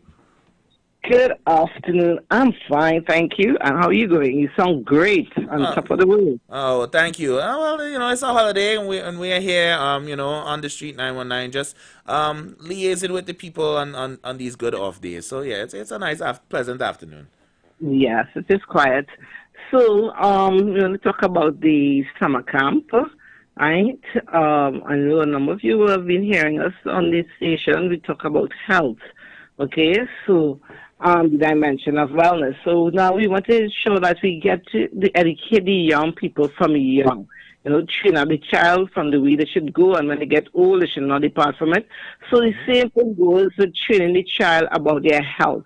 Once the child learns to eat healthy, then, you know, they wouldn't have that major issue as they get older, because they learn from young how to eat properly. And then also one of the things I believe this summer camp is a unique one. They don't have anybody else offering a summer camp similar to it. It is one of a kind, okay, where we deal with the holistic being of a child, okay? So we are covering not just only the health, making sure these children learn how to prepare meals. Everybody has to eat, whether you're a male or a female. You know, this long time thing we like to say, girls to cook and boys not to cook, but boys also have to cook. You understand the story? And before a male gets a wife, you understand it, so how will he survive if he's a bachelor? You understand? So we want to ensure that everybody knows how to cook. And I remember my dad, when he was growing up, I'm the only girl, and I have 4 brothers, and he told each and every one of those boys, and hear the changing voice are changing there, and every one of you have to learn to cook. No woman must bust style on you. That's what I say. You have to learn to cook, wash and clean and iron. No woman must bust style on you. Yeah, your father sound like my father, Miss George. I tell you, yeah, I loved it because my dad wasn't perfect. There isn't any perfect anybody. But Daddy made sure he gave us some good, strong foundation and stuff, you understand? And so my brothers and them, I'm proud of them. All 4 of them could cook. No lady busting style on them. And they could cook so well that one and all have his own side hustle as a chef cooking and thing, having your own side food on weekends and stuff cooking and thing. So you know this thing is like you. Every child, not even children, adults, all of us have to have a little side hustle because you can't survive on one salary in this time. So you need to have the children learning a skill. And so the thing is, that is the skill that we all learn. My mother makes sure and say next thing about my mom. So Daddy gave us that foundation, Mommy gives us. Everybody must have a skill. I don't care how bright you are, because I wanted to become a doctor, so I did biology, chemistry, physics. You understand the story? So I'm, in secondary school, there's one that call us the blue-eyed, blonde-haired kids, because, we are the science students, really, the tappers. Good. And I have another brother right after me. He's the same thing, biology, chemistry. So we the brilliant ones like to do these things. Mommy said, I don't really care, no. All I have to have a skill. So make sure you have a subject in it that is a skill subject.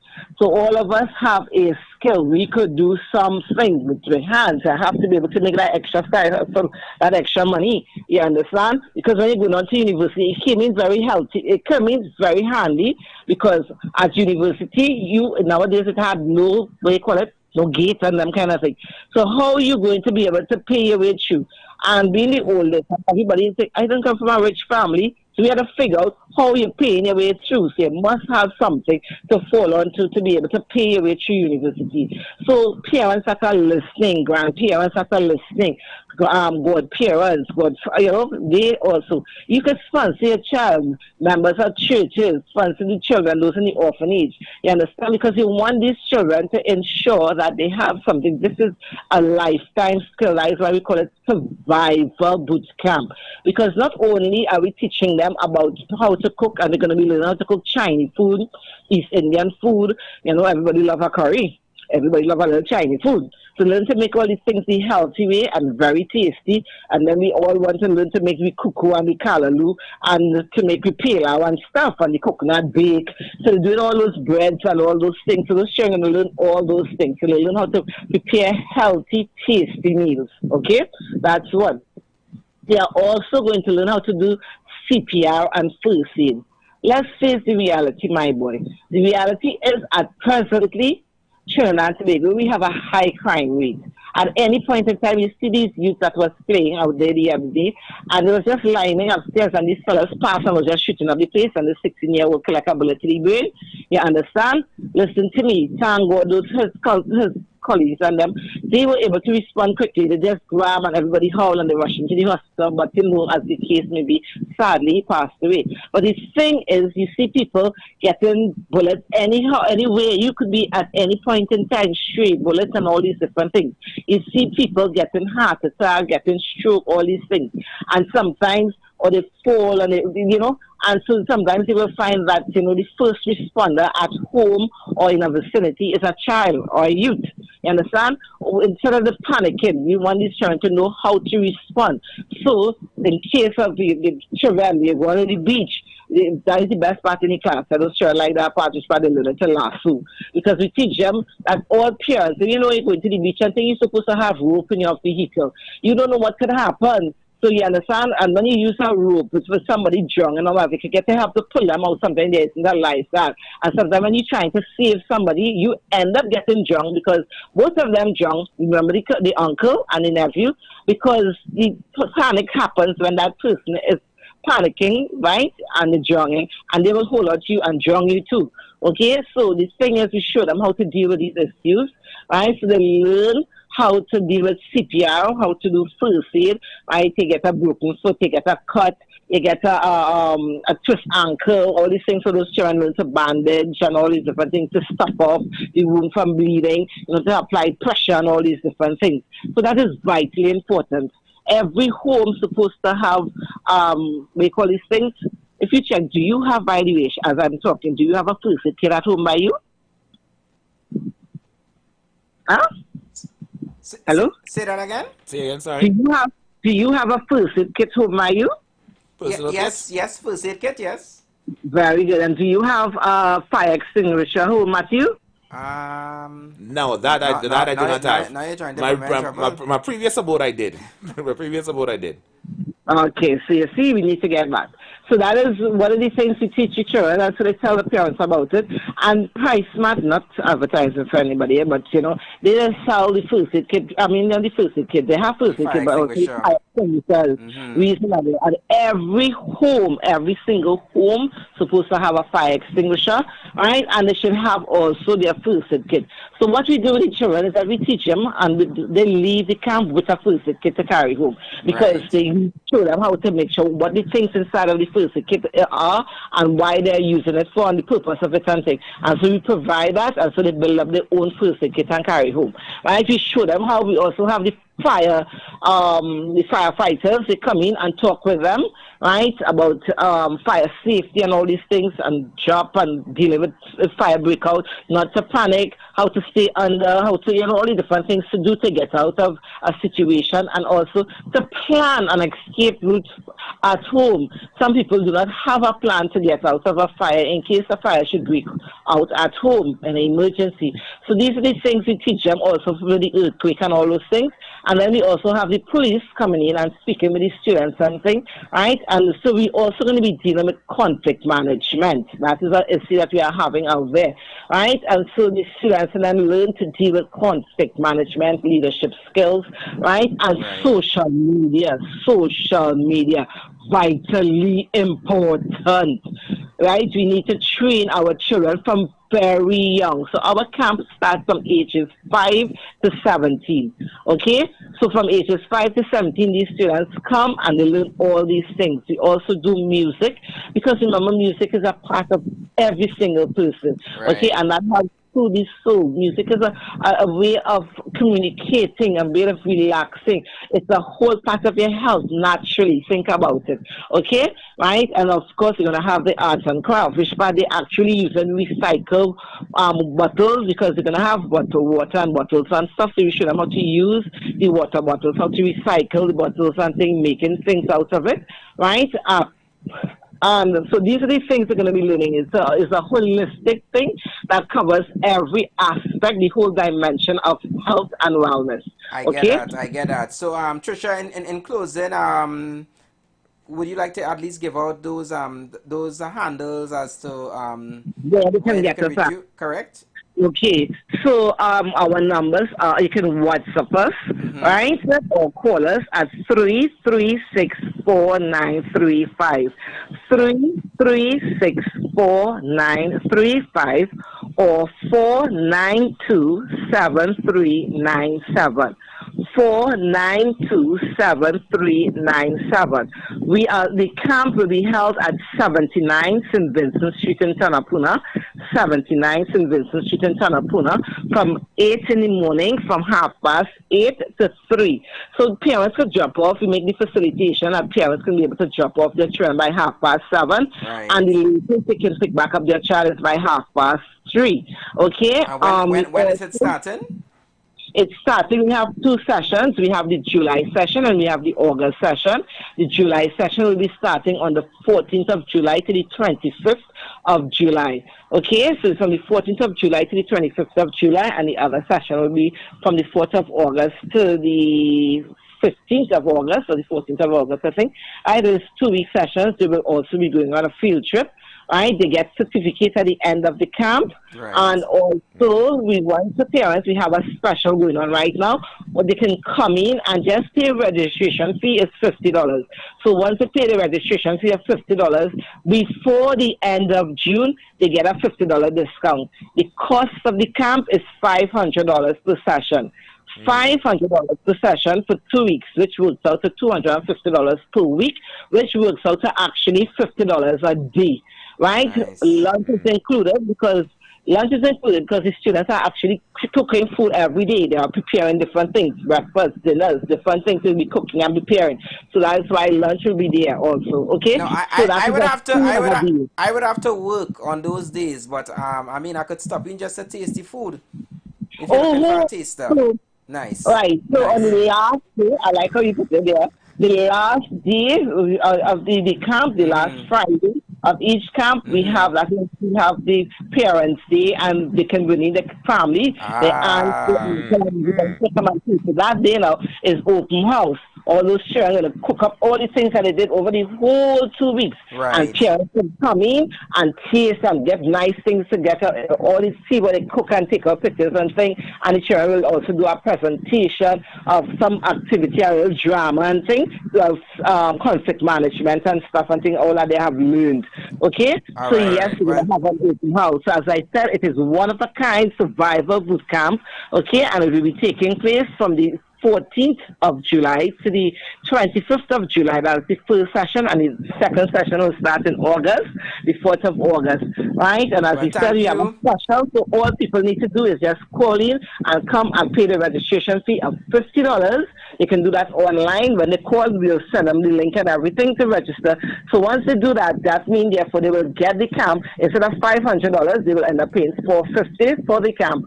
Come when they want to pay at the end of the month or before the camp starts. You understand? So they have a special going on. All right. Well, thank you so much, Trisha, for that information, and we wish you guys all the best with the upcoming camp. And thank you again for, at least giving us all that information, that vital information. And I hope that parents out there, they send their kids, because it's very informative, and obviously it's part of nurturing them, for whatever else that life hits them. Yeah. And if you need those professional test tasters before the open house, by all means, just give the Street 91F. Anderson and I will be present and available. All right. Thanks again, Trisha. Thank you. Welcome. Bye. Good to see you. Enjoy the rest of the day. Bye-bye. You too. This summer, give your child skills of a lifetime with several boot camp. Children between the ages of 5 to 17, come enjoy Children Iron Chef competition. Your child will learn to prepare healthy breakfast, lunch, dinner, CPR, first aid, and conflict management. With field trip, your child will be given free apron and certification upon completion. Call 492-7397 or 336-4935. Institute of Health and Fitness Company Limited, located at number 79 St. Vincent Street, Tunapuna. For the month of June, registration will only be $50 to book your space, and you can pay the tuition fee before the start of camp. All rise. All rise. The Street Council is in session on the Street 919 FM.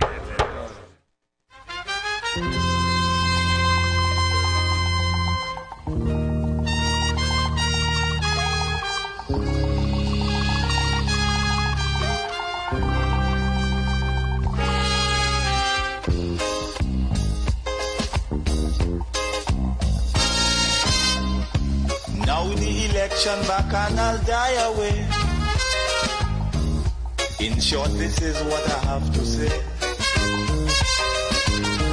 Let us forget fights and grudges. So guys, we just have a few minutes. We have a few minutes here. Let us sit. And we make way for the other program, which is the Third Empire.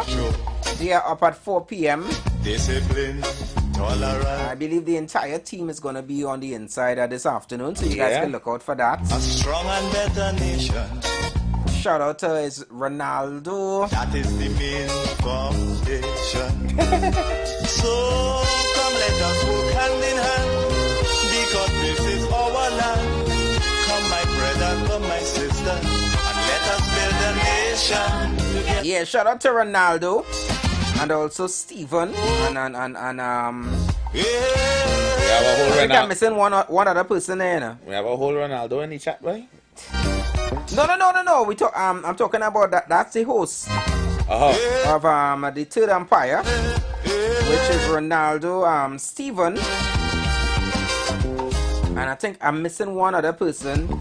Forgive me, but shout out. I know it's 3 of them, and they're gonna be here at 4 p.m. For our country, we must have regard. Taking it straight to 7 as they dive into differences. Let we start geopolitics and everything in between. Progress we surely will. Using the analogy or the format of bringing it across with the cricket. Tell me. Selvon Mitchell. Simon. Yeah. Simon Mitchell. Selvon Mitchell. Selwyn. I have Selvon here. Selvon. Okay, so Selvon, yeah. Ronaldo, and Stephen. And Stephen. Yeah? So you guys can look out for them coming up at 4 p.m. So hear this now. Before we finish, I want to congratulate. I want to say a top of the afternoon going out to all those persons who just sell on the highway. The nutsman, the people who selling the plantain chips. Yes. The cotton candies. The drinks. The drinks. You see the ones on the highway? I really want to send some love going out to you all. Let me tell you, and you always a crime. Oh God. You always a crime with it. Now I'm not too sure if it's they just taking up that responsibility or they just taking up that mantle and saying I have to complete what they give me to sell, or if it's the employer. But if it's the employer, here what the crime is. I saw a young lady boy that get a 3-pack of plantain in she hand. It pouring. I'm talking about like you're in the shower. It's hail. Pouring rain. And she had that 3 plantain and she hand up in the air on the highway, boy, trying to sell out that last 3-pack. Like she in the shower? I'm telling you. Nah, boy. I don't know if to call it dedication. I don't know if it's because she really had to make that money, or if the employer say don't bring back none. But if the employer had said that is a crime, That is a crime. First of all, it's a crime not to have she out there without any protection, like a raincoat or umbrella. No, she had on a raincoat, but I'm telling you. No, well, like a normal sweater. I shouldn't say a raincoat, because a raincoat, you know, be a little water resistant kind of thing. Yeah. So a normal cloth, and she had it, but still, brother man. Yeah. I have to say, I really have to say that, you know, they're very dedicated. They just work very hard because they out there, rain, storm, you name it, they are out there taking whatever. The elements throwing at them. Yeah. Even the Sahara dust. Another thing too, right? Same, yeah. Is it all nuts men that start to have a ras? And I never really see a bald head nuts man. No, I'm asking. No, seriously. No. I'm asking seriously, is it?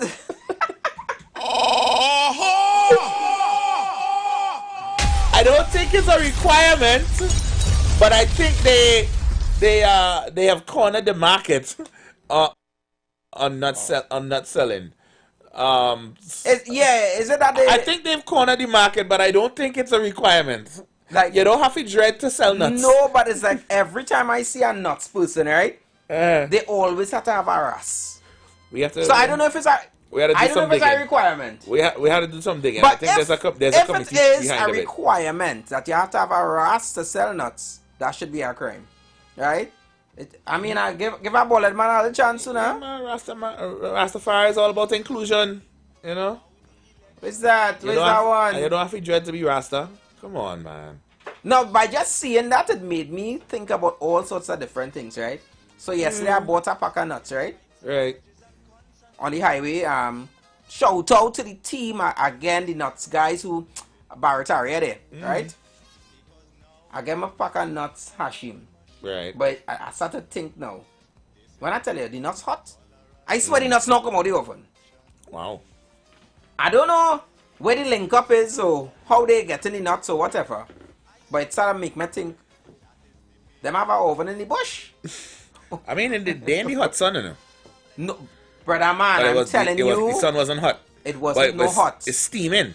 It was literally warm, like it just, like somebody not too long take it out. Salted nice and thing. Tastes one of the best nuts I've eaten.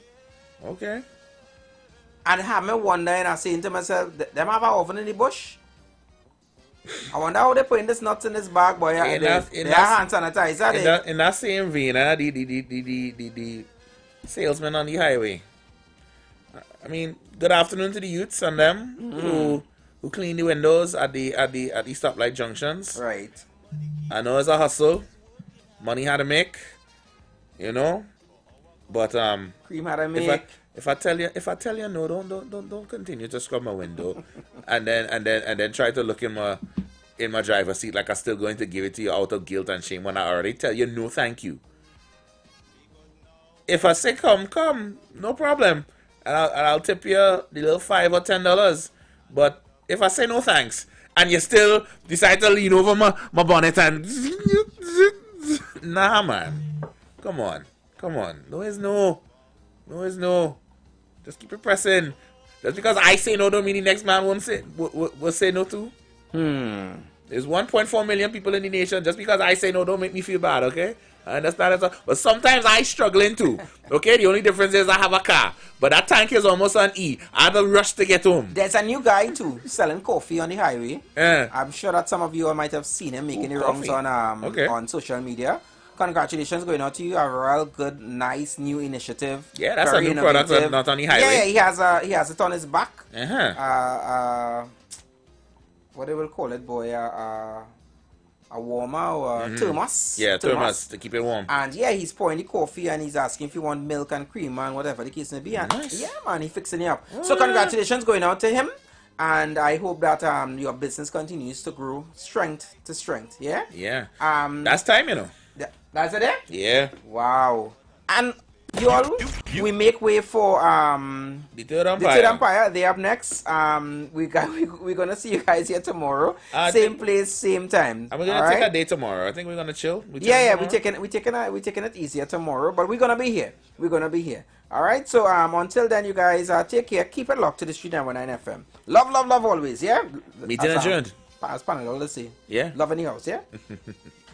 This same Jesus, the program that puts Jesus in his rightful place in our hearts and in our homes. Let's bring church home to you. Join us every Tuesday nights from 8 to 9 p.m. with your hosts, Kempes and Kevin. Be inspired, be blessed right here on the Street 91.9 FM.